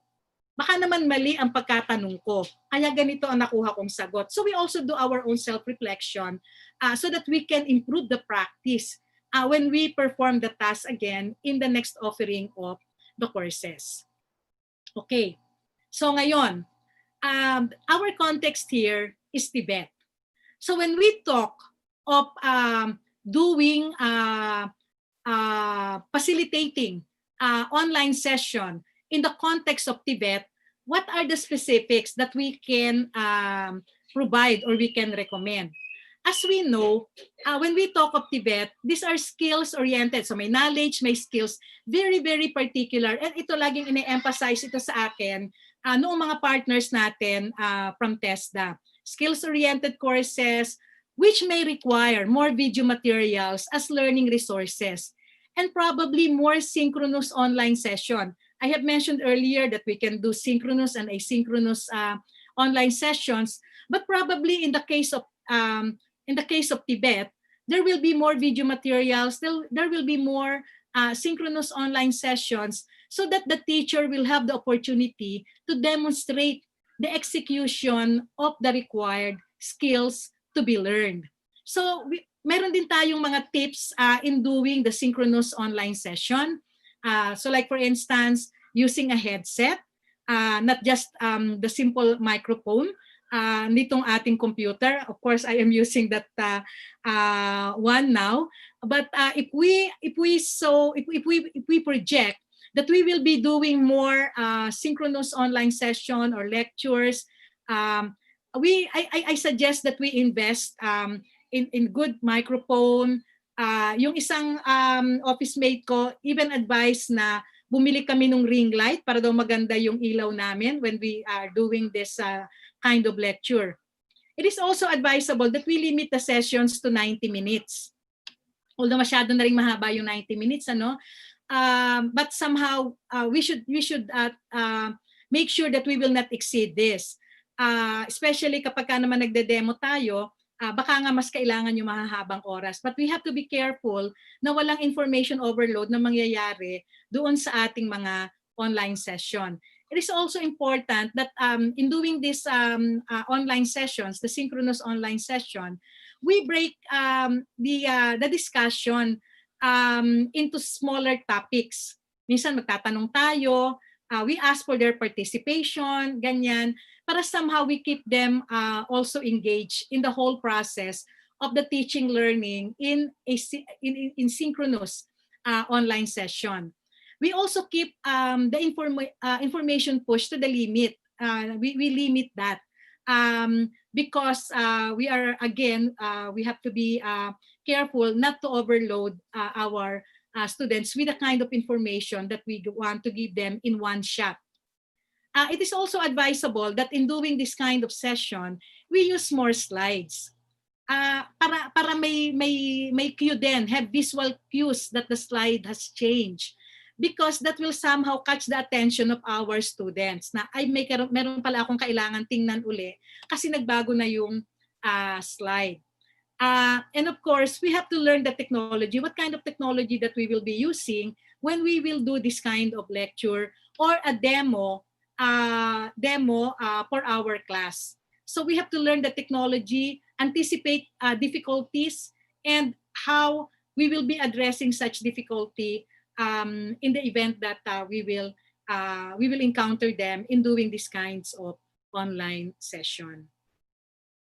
So for a synchronous session, we have to design the learning activities. Again, I have mentioned about the video materials, but the requirement for the video materials will probably not just from us, the teacher, but also from our students. when we ask our students to demonstrate skills, to show to us what they had learned from our course, we will probably be asking them to also develop or do the video recording themselves. So it can also be asynchronous. So our learning session can constitute that kind of submission or interaction among our students. We can also do some peer evaluation such that fellow learners will evaluate the submission of another student when it comes to looking at the skills that they had acquired in our course. So the video equipment, the skills in using this equipment will have to be considered when we talk of technical vocational education. Okay, so I think that was my last slide. So I thank everyone for this session, for listening. I hope you were able to get some useful tips, some assistance in terms of facilitating online discussion when we do engage in that kind of teaching process. I put here in my last slide some links, some sites, like for instance, the website of UPOU, where you can find some information about what we are doing to provide assistance as part of our Open Fight initiative against COVID. The networks.upou.edu.ph is our repository for open educational resources. So in the event that you will be looking for some materials, even for instance, helping you train your teachers in the shift to online mode, there are also some materials, video materials that we have made available in this site, the networks.upou.edu.ph, and the model.upou.edu.ph is our platform for the massive open online courses or the free online courses that we are offering. So one example, the one that we are doing now is the executive course for remote teaching and learning, wherein we are providing some assistance, some training to school administrators on how they can plan for the shift to remote teaching and learning. The next set of courses will be for the teachers and for the technical team of the schools in the event that they will be doing this online teaching. So I hope you will access these sites and these platforms and be able to use our resources as well. So maraming salamat, magandang hapon sa ating lahat.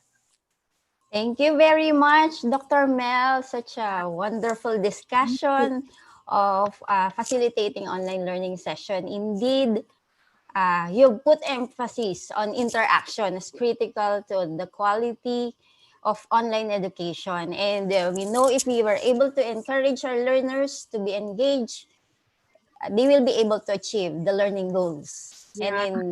And at the end, they'll be able to finish the course as you expect. So now we go to the question and answer portion, and may I ask Miss Marge to join me here? Yes, as moderator. Actually, we have so many questions here in the chat box as well as in the YouTube. And we also would like to acknowledge that there are participants who have raised their hands.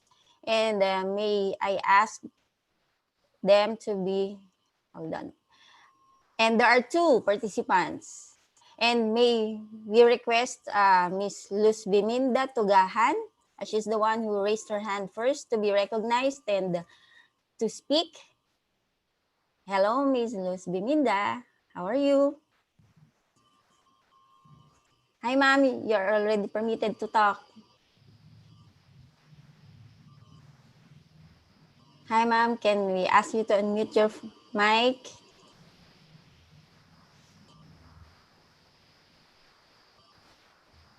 Hello. After Miss Luz Biminda, we have Mary Rose Rodriguez. Wala pa si ma'am. Yes, maybe whoever is the first one who is there, they can ask their question. Miss Mary Rose, are you there? Yeah, hello, good afternoon, everyone. Yes, ma'am. Hello, Ma'am Mel. I was your student in UPOU 7 years ago. Oh. Yeah, but anyway, my question is about, you discussed earlier about learner content interaction. And then you discussed about develop learning activities that will keep the students engaged. Like, for example, discussion forums. You have mentioned about wikis. And I don't know what is wikis, so I would like to ask what are wikis? Actually, these are short for parang Wikipedia. Wherein ang ginagawa natin, what we ask our students to do is if there are concepts that are discussed, part of the discussion, they will define the concept, and then they will continue improving the definition as they continue understanding about it. So they will work in collaboration with each other. So one will put a particular term, one will define it, and then somehow meron ding mag-edit, di ba ganun yung Wikipedia, may maglalagay muna and then i-edit and then i-edit ulit. But at the same time, they put the reference. Okay. Kung saan nila kinukuha, kung saan ang isang example na pinagawa ko dito, when I was handling an undergraduate class, I asked them to do a Wikipedia, a wiki on open and distance e-learning. Because hindi mo makikita pa yan, yung magkakasama na term, open distance e-learning. So makikita mo, open distance learning, or open and distance learning. Yung mga ganun ba? Pero wala yung isang buong term. Ganyan.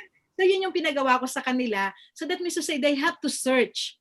They have to understand and then contribute para ma-develop yung understanding noong topic. Thank you very much, ma'am. Thank you then. Thank you, Miss Mary Rose.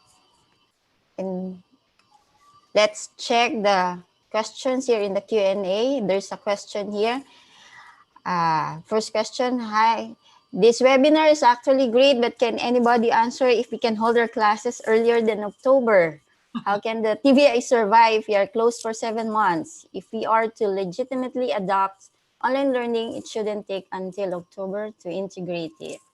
Would like to answer? Marge? I think this is more a question from TESDA. Can we request Dr. Gas to help us respond to this question? Yes. RD, are you still RD there? Gas? Yeah. Yeah, our favorite. Yes, sir. As you have seen in the TV kanina, medyo nag-agree si President doon sa proposal na DepEd, di ba, for blended. So, yes. Today may meeting din ang IATF. So the secretary practically is proposing that we can open in June. So we're just waiting for the information result of the meeting, whether IATF approved it or not. But again, it depends on sa local government units. Kasi I don't find it difficult here in my region. For as long as your governor or mayor says go, you go. But I think you have received already the copy of the new guidelines on flexible learning. Yes. You have to start working on it so that you can start earlier once the national government and the local government unit says go na for blended learning. You know naman kung what's pure online, what's offline, just this morning I also had a webinar to my own TVIs and my own Utpras Vocals. I copied I borrowed your presentation, Marge. Thank you, sir. Kasi mas simpler siya. So they are now working on it. Para pag-declare by June, ay makastart na. There will be some who will have made majority of the time will be face-to-face kasi we had our survey and all of them, even our TTIs, medyo nakalin pa doon sa face-to-face. But if that stand of the President, if the position of the President stand, then we have to really shift into blended.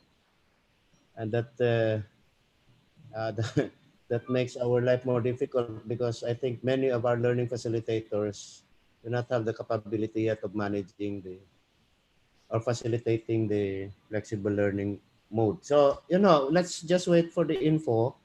I'm just waiting for the call from central office whether the IATF has agreed. But in some areas in my region, like for example, I've started by Monday continue yung na-stop sa Guimaras once the governor and the mayor says go. So, kasi even if the national office, the national office would say, okay, you start. If the governor and the mayor would say, no, hulihin namin kayo. Ay, hindi naman ho central office ang manghuhuli. Yung mayor. yan yung ating haharapin sa field. No? Pag nag-go na ang LGU, even without the pronouncement, because the secretary also wants that everything has to start, has to move. Idaloy ko na, Marge, yung mga information. Also get some information from your regional offices because today was the deadline of submission of our regional capacity. Now remember that what we have budgeted practically or utilized for the regional QMs, we're still the regular GAA budget of the regions. Wala pa yung central office doon. Now, majority of the funds went to our TTIs because we fill up the capacity. So, konti lang napunta sa TVIs. Ngayon, nag-ulit ho ng RSAP because the RSAP, the regional sectoral allocation based on capacity, ay ginawa noong February, anticipating that program will start by March. So, March, April, May, June, because we are anticipating na July talaga mag-start because we are still developing the learning facilitators. No? Yung sinabi ko kahapon sa Mintivet, kanina rin sa aking mga TVIs na there's an ongoing now lead trainers training. After that, mag-massive na ho yung massive na ang multiplier. The next batch will already be, at the regional level, will already be the TVIs participants. So 50 kaagad yan kasi 5. Pero I'm still negotiating sa central office. Kaya online man yan, ba't nilimit lang sa 10 yung isa? Kung 5, pwede bang 125 din kung kaya niya? Para 125 agad. No? So, pero wala pa silang response. But continuous yung massive multiplier na yan. Scholarship will be provided to our TBI facilitator. So abangan ninyo o alamin ninyo sa inyong mga regional offices. Kasi may 4 months na nabawas doon sa capacity ng TTIs. If you count the capacity, you have to count it from the start of classes till December. Kung July yan mag-start, yung March, April, May, and June, hindi na ho yan babalik sa aming mga TTIs.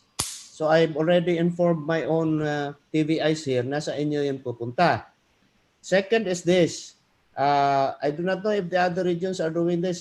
We did already an industry consultation on the displaced workers. What do they need?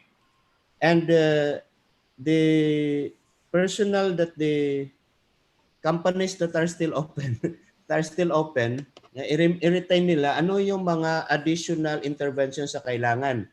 So kahapon sa Mintivet, pinag-usapan ninyo yung NTR. Hawak ko yung ditong Negros. Ang sinabi ko sa TVI, the result of that industry consultation will go to the TVIs kasi hindi ko na yan ibibigay sa TTIs ko. So kung mayroon ganong researches yung mga regions inyo, kumuha kayong copies because yung mga indication of additional qualifications, additional competencies doon, tumutugma doon sa presentation sa Mintivet kahapon. One module from one qualification, another module from one qualification. Ilalamp nyo lang. Or if you are still familiar with DACOM, you can still use DACOM, pero it will take long. So yung mga information na yon, kasi yung bulk ng displaced workers, yung mga ni-retain ng companies would still need additional. Yan yung mga information na pumapasok, additional qualifications that might not be contained only in one training regulations. The units of competencies or the modules might be parts of several qualifications that you can gather. Parang supermarket of competencies pa rin that you can lump together into a course and develop that into a type of a project proposal. Pero using yung pinresent ni Marge kahapon na pagka delivery na, balik na kayo doon sa blended. Okay, balik na kayo doon sa ano na yun. Kahit na project proposal yan, kahit kasi walang training regulations, pagka-delivery na, modality na ng delivery, balik na kayo doon sa format na yun. So all my own TVSA and Region 6, sabi ko, you have to start working on it now. Kung wala pa yung qualifications ng inyong learning facilitators, at least yung 4 sa 5 requirements na isasubmit ay nagawa na para pagkatapos ng multiplier, tuloy-tuloy na mag-start yung program. So yun po, we will just wait for the information, but the critical authorities practically that can declare the classes open, local government units. Kasi kahit na yung national mag-declare, pagka ang mayor at governor ay ayaw pa, hindi tayo makastart. Ngayon, kung yung punto ni Presidente kanina na okay na siya doon sa blended ng DepEd, at yun na talaga yung modality, lahat na tayo talaga walang choice. Pati ako dito kasi imagine, all of my TVIs and TTIs here would opt, sa first batch would opt for face-to-face muna as they prepare to shift into blended. Ay kung declare nga ni Presidente na blended na lahat, wala na tayong magawa doon. Presidente na nagsabi eh. So, I think we have no choice but to continue preparing before July. July kasi magma-massive training ng ating learning facilitators. Andiyan naman si Dr. Mel sa Open U. Enroll kayo doon as a facilitator of online learning. Ay nag-aaral na ako. Na hindi naman ako teacher. Nagtitis na ako doon sa undergrad. Hindi naman ako pinapayagan ngayon kaya sa aking sariling mga tao na lang ako tuturo. So yun ho. Okay, thank you. Thank you, Director. Thank you very much. And thank you, Dr. Mel. I'll text Attorney Mick tomorrow. Kung matanggap ko na umuo ang IATF and there is a clear indication na kasi the SEC also would like that June mag-start na dahil ang dami naming kliyente, di ba? May balik probinsya, may OFW, ang dami eh. Okay. So, gusto niya mag-start na. And there is still a bulk of money in the central office that we cannot accommodate. Dito sa region ko, sabi ko lang sa kanila, just assure me that we can spend our GAA until September, then we will ask for additional fund from the central office. So, the last discussion we have, I think there's still 1 billion or 2 billion sa central office. Wow. So, Padre, yun po, para sa inyo. Father Junior. Yes. I just have talked with DDG Rose because we were contacting her so that she can have a follow-up with the circular that was passed last Tuesday. And I think that's the very important output that the TBSA have done, no? That we have participated in doing the protocol of flexible learning.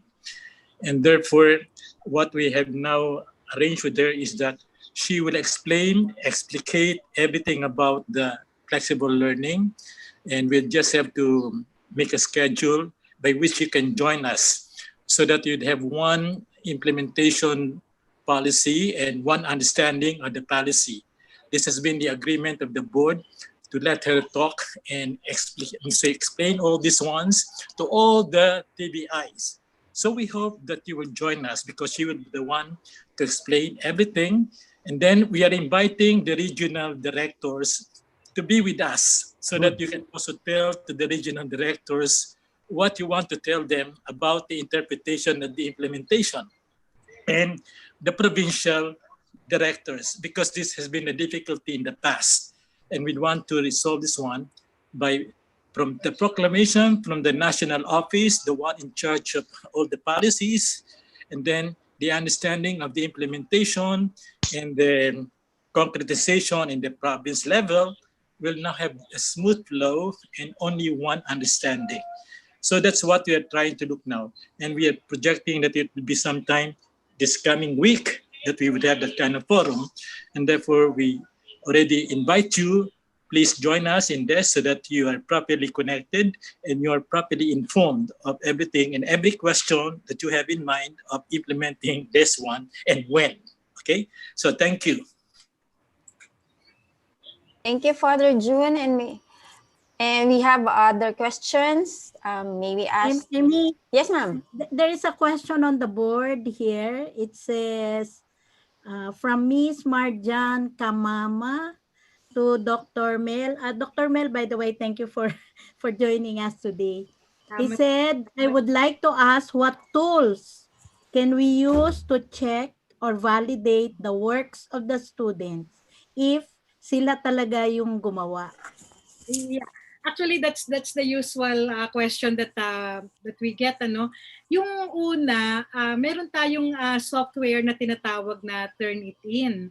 Wherein ilalagay mo lang doon, yung iraran mo doon yung trabaho noong estudyante, then makikita mo doon kung nag-plagiarize siya, kinopya niya.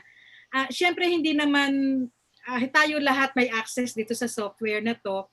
Ang ginagawa ko, ang practice ko, katulad ng sinabi ko kanina, knowing my student, in facilitating the online session, malalaman mo kung paano magsulat, paano yung sentence construction, vocabulary limits ng mga estudyante.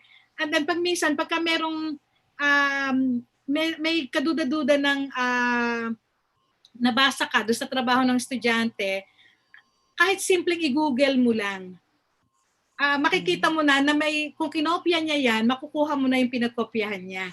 So, may tools na pwedeng gamitin, like yun nga, Turnitin.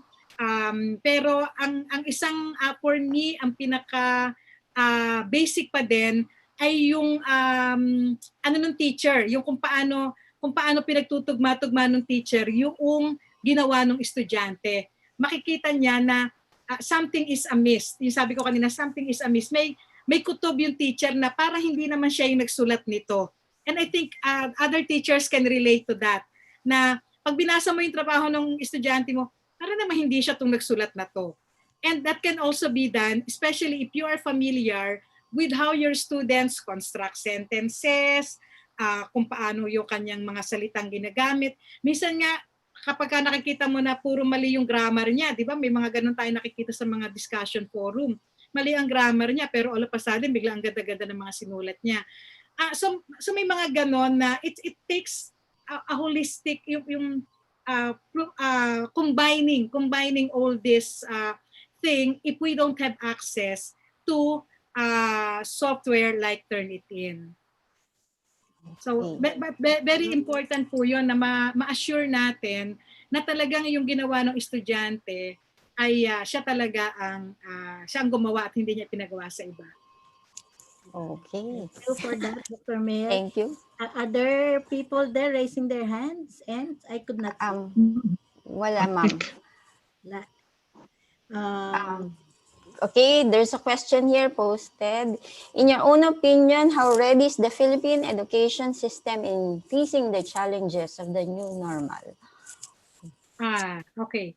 Yes, ma'am. Ready. Actually, kung titingnan natin, we cannot be ready talaga. I mean, but we don't have any choice. We don't have any choice but to be ready. The thing is, we cannot postpone learning. We cannot stop learning. We can cancel classes, fine. Huwag nating papasukin sa eskwelahan, fine. But learning should continue. Learning should continue. So whether we are ready or not, we have to prepare ourselves. We have to prepare ourselves. We have to continue this kind of training that we are doing. And I believe naman that with the kind of knowledge and skills that our teachers have and the commitment they have to the profession, magiging ready tayo. Pero kung i-assess natin yung mga sarili natin, pwedeng sabihin na, naku, hindi ako ready ngayon. Pero kailan pa? Kailan pa tayo magiging ready? I mean, we have to prepare. Kung hindi man tayo maging ready, we have to prepare. And then navigate the rough water as so to speak. Ganon. Kaya naman Ako ang feeling ko kakayanin. Kakayanin na. Yes, kaya yan, ma'am. Kaya yan. Kakayanin talaga natin. Yes. Dapat po parang yun nga yung sinasabi, wala tayong choice kung hindi ko. Yes, correct. Okay, there. Ang na-observe ko naman dito, parang the kind of interest that we are having now to really learn how to do online teaching, maganda yung mga numero na nakukuha natin ngayon So I am positive about it. Now we will be ready when the school opens. Yes, ma'am. Yes.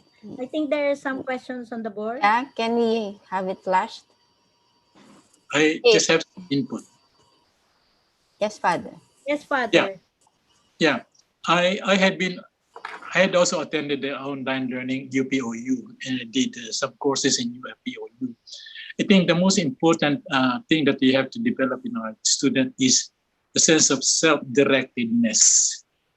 I don't know how you're going to favor that kind of attitude, self-directedness, because without that, it will be impossible to follow online learning when you are not self-directed. So that's, I think, the thing that the teachers should be able to follow up, even the parents, to form the kind of attitude, self-directedness. If we miss that, it will be very hard to employ this kind of learning, and because they've been used to being fed, Yes. and Exactly. so I think that's very important. The only attitude I think that's needed in order to be successful in online learning is develop self-directedness. May Self-directedness. yung Father Jun, yung sinasabi nila dyan is when it comes to online learning, it is easier to do that because we can personalize the learning experience of the student. So like for instance, if the learner is more attuned to learning using the video, the multimedia format, we can personalize it that way. Pero syempre mas kailangan tutok doon yung teacher. And then the motivation, how can we further cultivate the motivation of the student so that the student will continue learning is something that has to be designed as well. Para yung self-directedness na sinasabi nyo ay somehow maunti-unti natin na ma-develop doon sa mga estudyante natin. Always, lagi ko sinasabi, always put the perspective of the end on our student, what we hope for them to happen. Ganon. So that along the way, they will be able to get that kind of direction as well. Gagawin ko to kasi kailangan kong marating itong end na to na ipinapakita sa akin ng teacher ko. Okay. So there are still questions on the board. May kindly. Okay, and then after these questions, we have one who have raised her hand. But let's answer first these questions. I would like to read them all three because they are of the same topic. How can we evaluate or assess if the activity is really answered by the learner? Amy, I think that was already answered a while ago. Take the last one. Yung if asynchronous. Po, ang gagamitin, paano po ang assessment? What are the weaknesses of asynchronous learning? Okay. Yung sa assessment, actually may yan eh. Yung sa isang tanong din kanina, halimbawa sa isang face-to-face na na sitwasyon, nagpagawa tayo ng assignment sa ating mga estudyante, isinubmit sa atin yung assignment. Paano rin natin tinitingnan kung ang assignment ay ang estudyante natin ang gumawa o hindi yung kanyang nanay, ang kanyang tatay, ang kanyang yaya, ang kanyang kapatid, or etc. So parang ganun din. Ngayon, ano ba yung kapag ka-asynchronous ang ating session? Meron tayong mga assessment or exam platform. Pwede po nating gamitin yun. So yun yung una, using technology. May mga assessment platform tayo na pwede nating gamitin, pwede nating i-avail, pwede nating bilhin. At yun pong mga platform na to, ay sinisigurado halimbawa na kapag ako ay nag-e-exam ngayon, wala akong ibang binubuksan na window sa aking computer, at ito lang window na to na exam ang nakabukas, yung exam platform lang. So may mga ganun din. Meron mga naka yung camera at nire-record kung ano yung nangyayari habang nagte-take ng exam yung estudyante. At saka ang isa rin, especially kung asynchronous, at kung ang gagamitin natin ay usual learning management system katulad ng Moodle, ang ginagawa ngayon is kung paano natin dinidesign ang yung mga questions natin. Again, katulad ng sinabi ko kanina, dapat bakit ba tayo nag-a-assess? Ano yung ating tinitingnan? Kung bakit natin ginagawa yung assessment, yung exercise ng assessment.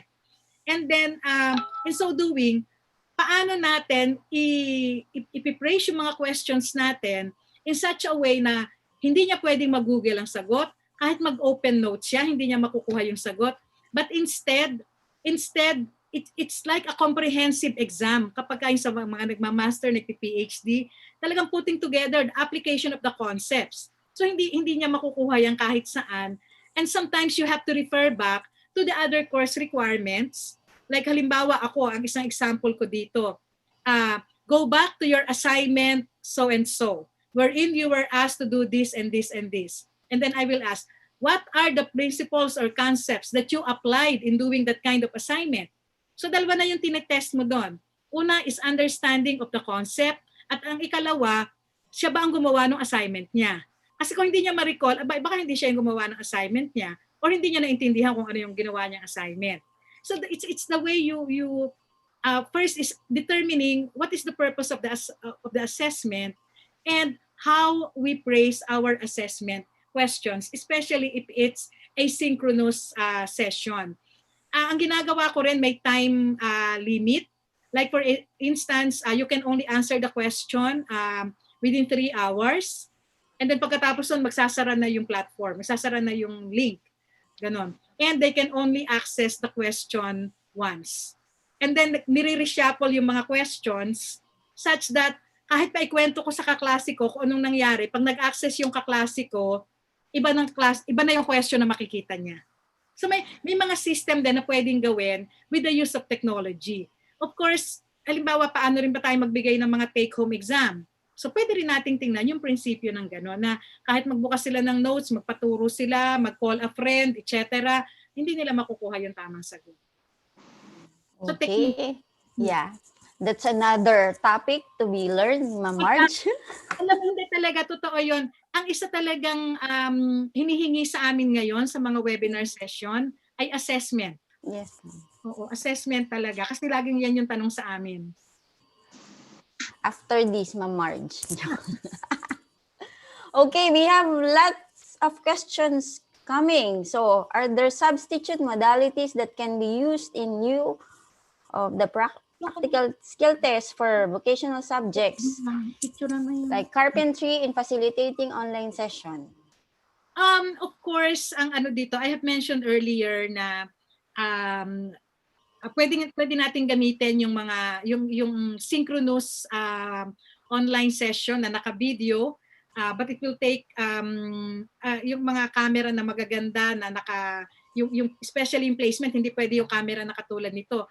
Kailangan makikita yung ginagawa noong estudyante. That is kung talagang kailangan gawin na online yung exam halimbawa kapag ka-assessment na ganon.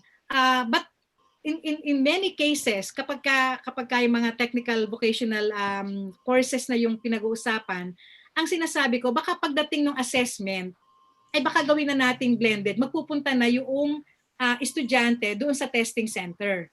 Or kukuha ka ng, ang tawag namin doon yung proctor. Kaya lang ang sinabi nila sa akin nung minsan, may mga skills rin kasi or may mga sitwasyon kung saan yung mga gamit na kakailanganin ng estudyante para ma-execute niya yung skill ay hindi rin naman available. So talagang kinakailangan din pumunta doon sa testing center.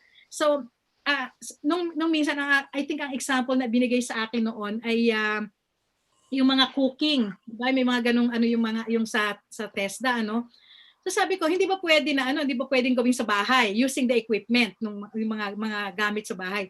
Sabi sa akin hindi nga kasi ang unang-unang tinuturo namin kung paano pipili ng mga gamit. So may mga ganun silang sinasabi, may mga peculiarities kasi yung mga kurso ng TESDA.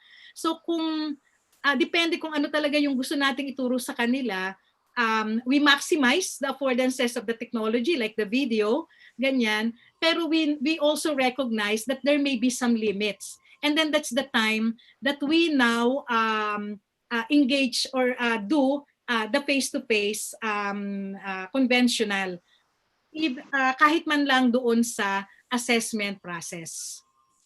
Okay. So, I think we have more questions, but because of time, we might not be able to answer them all. But we will still have the last two. Marge, can we have the last two? Yes. Can you show, please? I think. Okay, so how can we know that learner interaction takes place during the online teaching? Is taking pictures with their co-learner during video call enough? If not, what other proofs can our students do? Thank you. Yeah, yung isang example na binigay ko na learner-learner interaction, yung sa discussion forum. Doon sila nag-uusap and then binabasa ko yung kanilang interaction, paano yung diskurso na nangyari between them. Doon sa mga collaborative projects, yung wherein I require them to do group work, ang ginagawa ko, nagpapasubmit ako ng mga self-reflection at saka peer assessment din. Ganyan. So yon, halimbawa sabihin ko, paano nyo ginawa yung group work? So ikaw, magkakaroon ka ng self-reflection at doon minsan lumalabas na si ganitong estudyante ay hindi nag-interact sa ganito or hindi nag-contribute sa project. So that's another thing. Yung isa, na learner interaction din, when I ask them to do peer evaluation, yun, lumalabas din yun doon sa online course site. At nakikita rin ng teacher kung paano nangyari yung peer assessment because they need to interact with their fellow learners when they do the peer evaluation. So makikita ng teacher. Meron din kaming ginawa noon when we were implementing yung mga courses for the BPO companies, for the BPO industry. Yes, we ask the students to video yung kanilang, to record yung kanilang conversation kasi part of what we are assessing is how they are conversing with one another. Parang sinasimulate namin yung scenario ng sa isang call center, ganyan. So they need to record their interaction and submit that to us because that will be what will be assessed as part of the course requirement. So depende po kung ano yung ating paano yung mga technologies available, ano yung mga tools na available. Then we design that into the course or part of the course activity or learning activities ng ating kurso. So kung kailangan pong i-video, then why not? But most interaction can also happen in the course site itself wherein everyone can see it already. Okay, thank you, Doc Mel. I think Emmy will have the last question because it's already Yes. 6:30. I'll just read the last question. It say, since online learning like in UPOU, it is for free. And the question here is, how do we implement attendance when the course is free and there is no liability when it comes for the student to drop out in the course? With this, can there be an amendment where a student decides not to show up in class? Ma'am, pagka po, actually, attendance does not count in online courses. Opo, wala. Kasi kaya yung sinasabi ni Father June kanina na yung self-directedness, yung pagiging independent learner, we don't count attendance, but we do look at the activities, the completion of the learning activities of the student. So doon natin tinitingnan. So whether it is a credit course na ino-offer namin or free yung sa mga massive open online courses, we give the responsibility to the learner. Kung halimbawa, kung paid course yan, mga degree courses namin, pag hindi ka pumasok, nag-drop ka, whose loss is it? Diba? But at the same time, we provide learner support to the students para hindi sila mag-drop. So ano ba yung mga difficulties na nagiging dahilan kung bakit nagda-drop yung mga estudyante? Then we try to address that. Ganon. So inaano natin yon, tinitingnan natin yon, and we are hoping that with the different types of learner support that we provide, somehow marireduce natin yung pagda-drop ng mga estudyante. Even yung peer support na they are, kasi nga nag-iisa sila, ganyan, pero with the social media at masyadong ano sa social media yung mga estudyante natin, somehow they can find support from their peers, from their fellow learners na, uy, ganyan talaga, terror talaga yung teacher na yan, pagtsagaan mo na. Tsaka hindi mo mahihintay na mag-retire yan, bata pa yan. Kung gusto mong gumraduate, pagtsatsagaan mo yung kurso na yan. So sila mismo yung nagsasabi ng mga ganon. Nagsosuportahan sila. Pagdating naman po doon sa mga libreng kurso, ano po yan ang sa amin, we are offering it for free. Ngayon, kung magda-drop ka pa din, ay wala na kami magagawa. Di mag-enroll ka na lang uli sa susunod na i-offer namin yan. Total, the mere fact that it is free, ang ibig sabihin, there is no limit to the number of times that you can take it.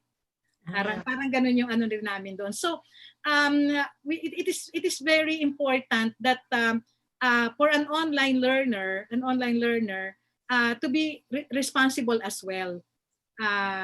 Sa kanyang sariling pagkatuto at pagtatapos ng kanyang mga kurso.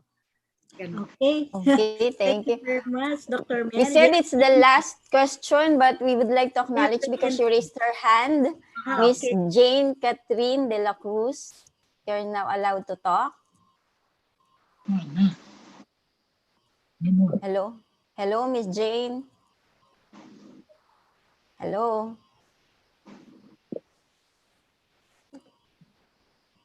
Hello?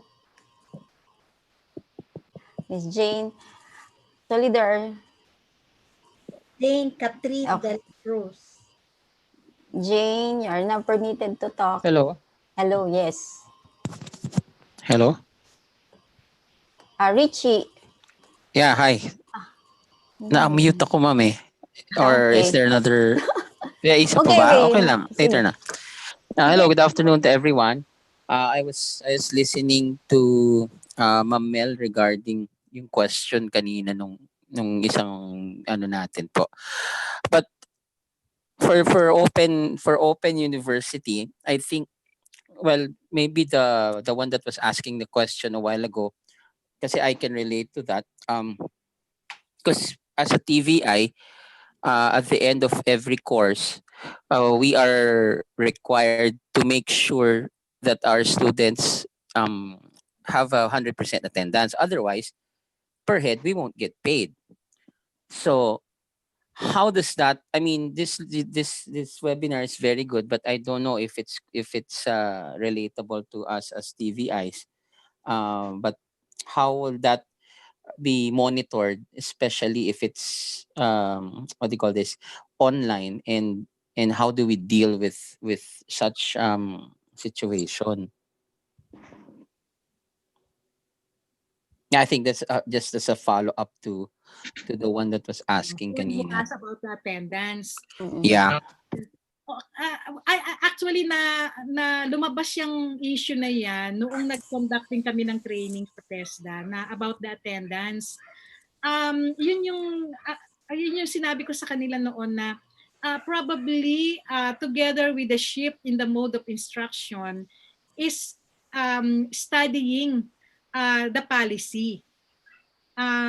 Yung na policy, kung may mga policies ba na bumabangga doon sa kind of instruction, mode of instruction that we are doing. Now, if attendance is really required, if that is really the policy, then we find a way na ma-check ang attendance. So katulad ng sinabi ko kanina, if you are using a learning management system, mamomonitor mo din doon kung ang teacher ba ay pumasok, kung ang estudyante ay pumasok, what particular day, how long did that student or teacher stay in the site.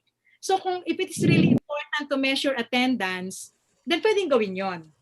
Pwedeng lagyan ng ganung, pwedeng yun ang maging basis, yung pagpunta doon sa course site. I think there's another point that I'd like to share.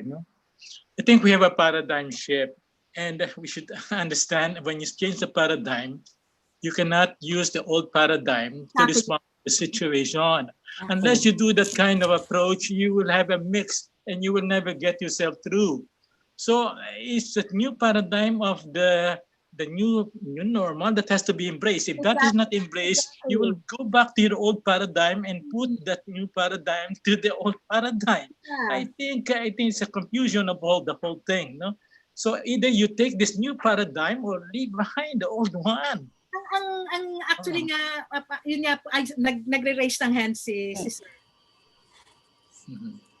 Provision of the new guidelines. I hope you already have a copy of this.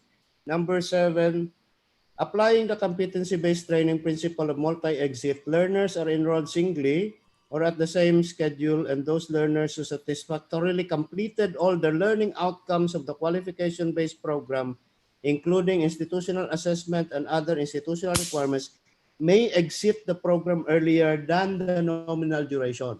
That's So, the new one na, because that's competency-based. Yes. Oo. Okay. So, kasi ang in-emphasize ko dito sa guidelines is ibase doon sa demonstrated competence based on the institutional assessment, whether formative or summative.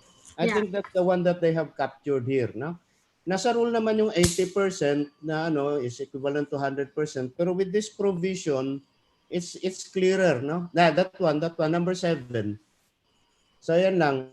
At saka if you are using the LMS naman, pag nag-encode yung mga bata, that simply means attendance na sila, di ba? And then if they are submitting their outputs, kasi on the part of the provincial directors, okay lang sa mga RDs na nakaintindi, but you have to understand, there are 18 RDs that are new and are not yet familiar with this. 3 na lang ho kaming matatandang naiwan. Pero dito ho, ang critical lang naman kasi yung sa offline.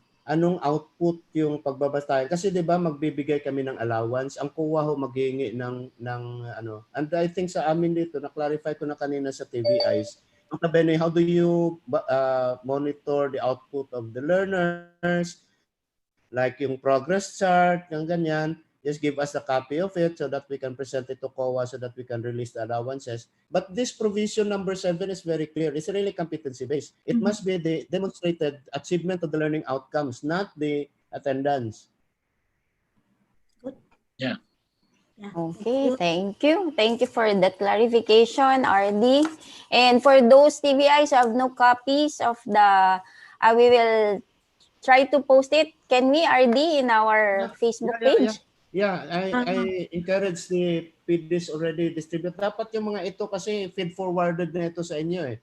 Signed by the secretary, that means it has to be known by your partners na, not the POs lang, but the TVIs kasi magtatanong pa rin eh. Even I found out that even the Upland TESDA abot lahat, walang copies yung mga Kaya TVIs. nga eh.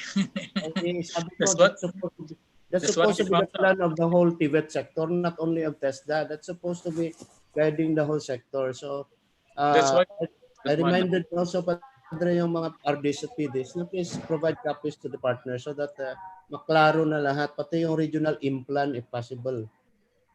Okay, sir, we'll do that. That's our way to serve our members and all the TVIs out there in the country. So I apologize that we cannot accommodate all the questions, but we will try to get them all and we'll try to answer them as much as we can. And if not, call a friend, Dr. Mel. I put my email address in my presentation. Yeah. If they have questions, they can also email. Okay, thank you for that, Dr. Mel. Mel, my personal thanks. Hi, Father June. Yes, personal thanks. Yes, thank you, Dr. Mel, for this wonderful session. We really learned a lot. Salamat din. We-encourage na ako. Huwag ka magsawa. Yes. Naman po. Basta si Father June. Oo. Okay. Now, that's why we are now giving advance invitation for the forthcoming conference of clarifying everything about this flexible with the leadership of DG Rose. Okay, thank you. DDG Rose, Father. And we'll give announcement for that, no, Father? Yes, for those who want to attend. Okay, now let's proceed. There are a few frequently asked questions. No more. It's almost 7 o'clock. Yeah. So, Oo nga, ma'am eh. For those who are asking about the certificates, we apologize that for the past 2 webinars, we have there's a system clog in the sending of the automated digital certificate. So we apologize for that, but your certificates will be released to you. Don't worry about that. And for the seminar for today, you just have to answer the evaluation right after this session, and it will be up for 2 hours only, and your digital certificate will be sent to your email. Please don't forget to put your correct email addresses because some emails bounce back. Okay, for the presentation material, we will upload it in our website, but the videos are available in our YouTube channel. So don't forget to subscribe. And how to be a member of TVSA. We welcome members, TBIs, TVET schools. Please message us and we'll give you an email on how to be a member of TVSA. And next, and we would like to thank the many subscribers of our YouTube channel. We already have more than 6,000 subscribers in our YouTube channel. So keep on subscribing so that you'll take advantage of all the webinars, the videos, the learning videos that we will be posting soon. And then we also have more than 2.2 thousand viewers here in YouTube. Sorry. And then in Facebook, we have 25,000 followers. Thank you from the bottom of our hearts. Our sincere thanks. And your thank yous are very well accepted and taken. And don't forget our YouTube channel and our Facebook. So now, before we end, may we call on our ICT consultant for TBSA. May we have Dr. Antonio Del Carmen for his closing remarks. Sir? Yes, good evening to everybody. Good evening, sir. How are you? Good evening. And it was really a very interesting webinar we had today. And I just would like to end by answering the question earlier. Is the Philippine education ready for the new normal? We are not. We are not ready. And that is why all of us are making all of these efforts. And I would like to thank specifically TVSA for taking the bull by its horns and trying to rally all TVIs to get together, because we cannot adjust to this new normal by ourselves. We have to work together. We have to design the blended learning, the flexible learning that we need to adopt for TVET. Historically, TVET has been in an education system since 1860s. It was an apprenticeship program from the very beginning. And today, it has evolved and it is still skill-based. It is competency-based. And because of that, the mere nature of technical education requires it to be experiential, requires it to be interactive.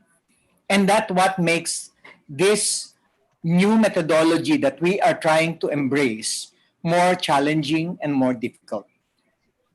But as our speaker has said earlier, we have no choice. We have to embrace the new normal. We have to adapt to the new systems. And I think on the positive side, it is a way for us to level up TVET as an education system. No? Father June said it very aptly that we need to have self-directedness. And that is one thing that our students, not only in TVET, but also in higher education, we have lost that self-directedness. In the education sector, we call that learning to learn.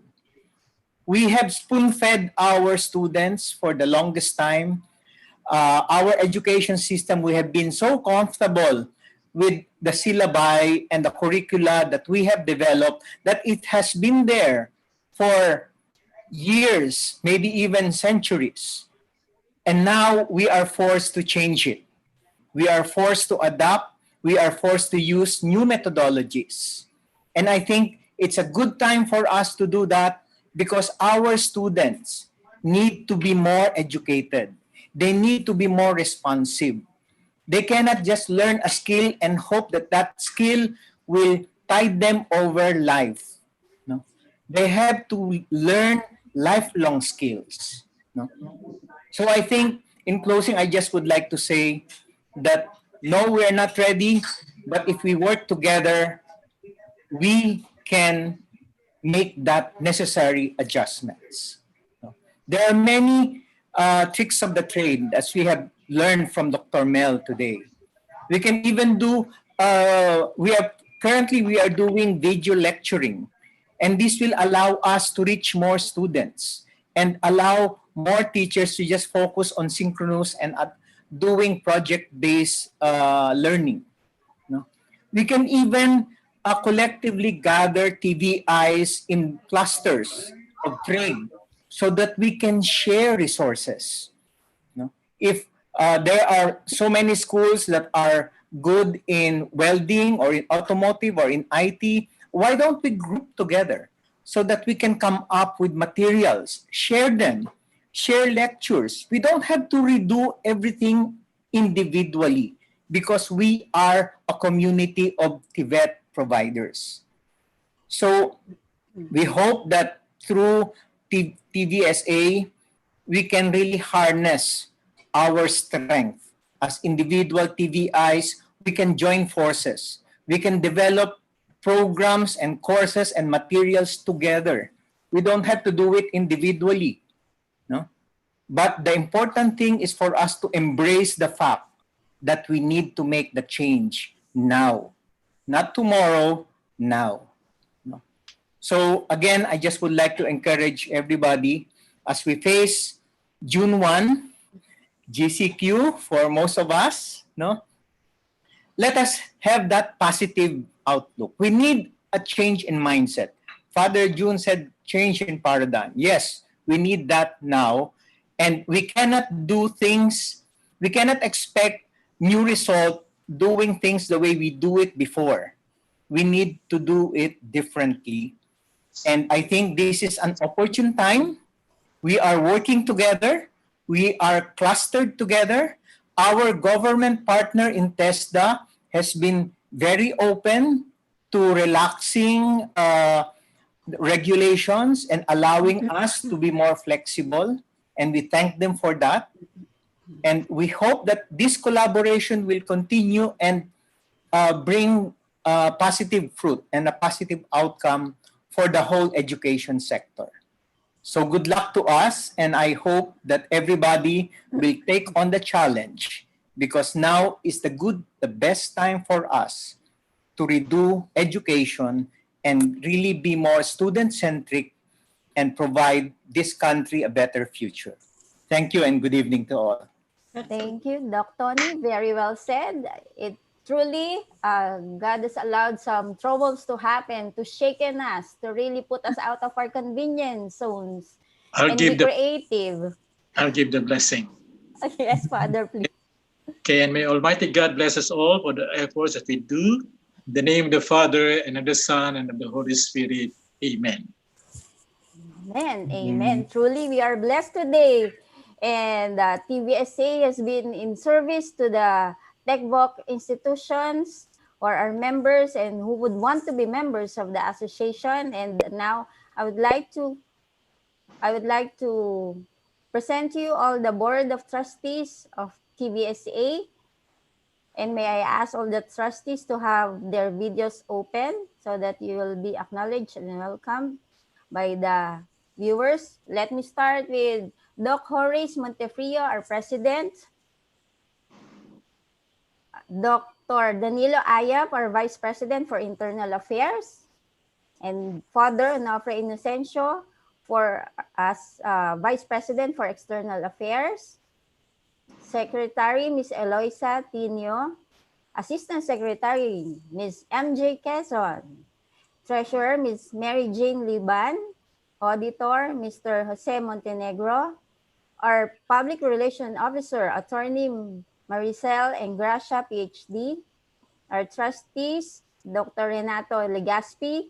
Engineer Jose Vibelio V. Trustee Teresa Hondonero. Levi Traqueña, Liza Zarima, Yours truly, Ms. Emmy Panganiban, our trustee and executive director, Ms. Marjorie Mendanilla, and our ICT consultant, Dr. Antonio Del Carmen. And also our advisor and president emeritus, Dr. Teresita Quirino. May we have all the TVSA board to be here so that we can give our last bow? No, not yet, because there will be more webinars after this. We just want our viewers to know who your association officers are, and we are all here at your service. Happy to serve. Dr. Gayona, please open your Thank you very video. much, You are Dr. Gayona. done. Please open your Miss video. Doc Mel, can you open your video so we can have our photo up? Open cameras. Yes. Open videos, Please please. open. For those in the Zoom webinar are asking for the link. Once you exit the Zoom webinar, the link will be given One more. to your email. Wait, next slide.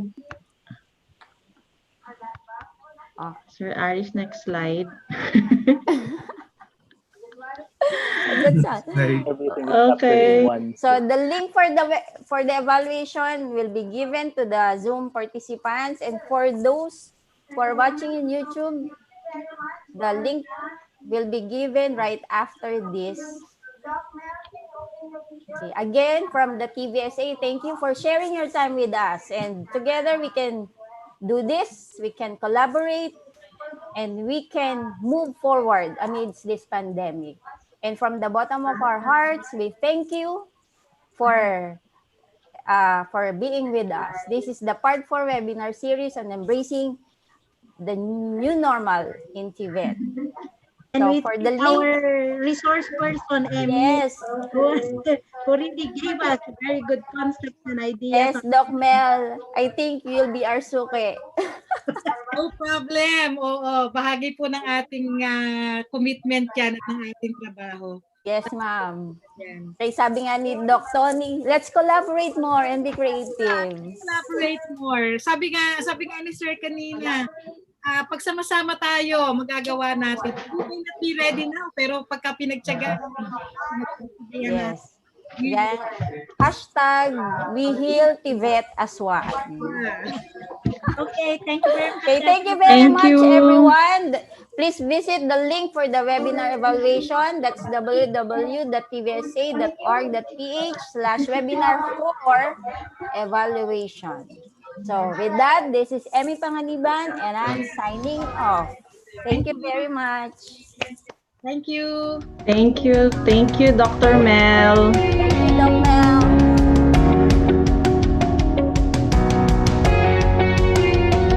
Father John. Yes. Yes. Yes, thank you for inviting me. Thank you for the blessing, Father. It's 7 o'clock.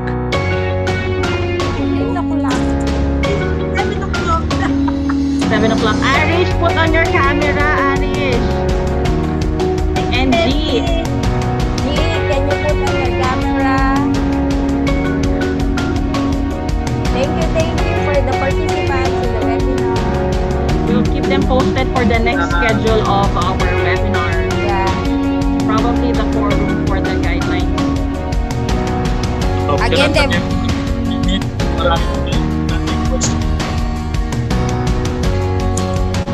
Next webinar.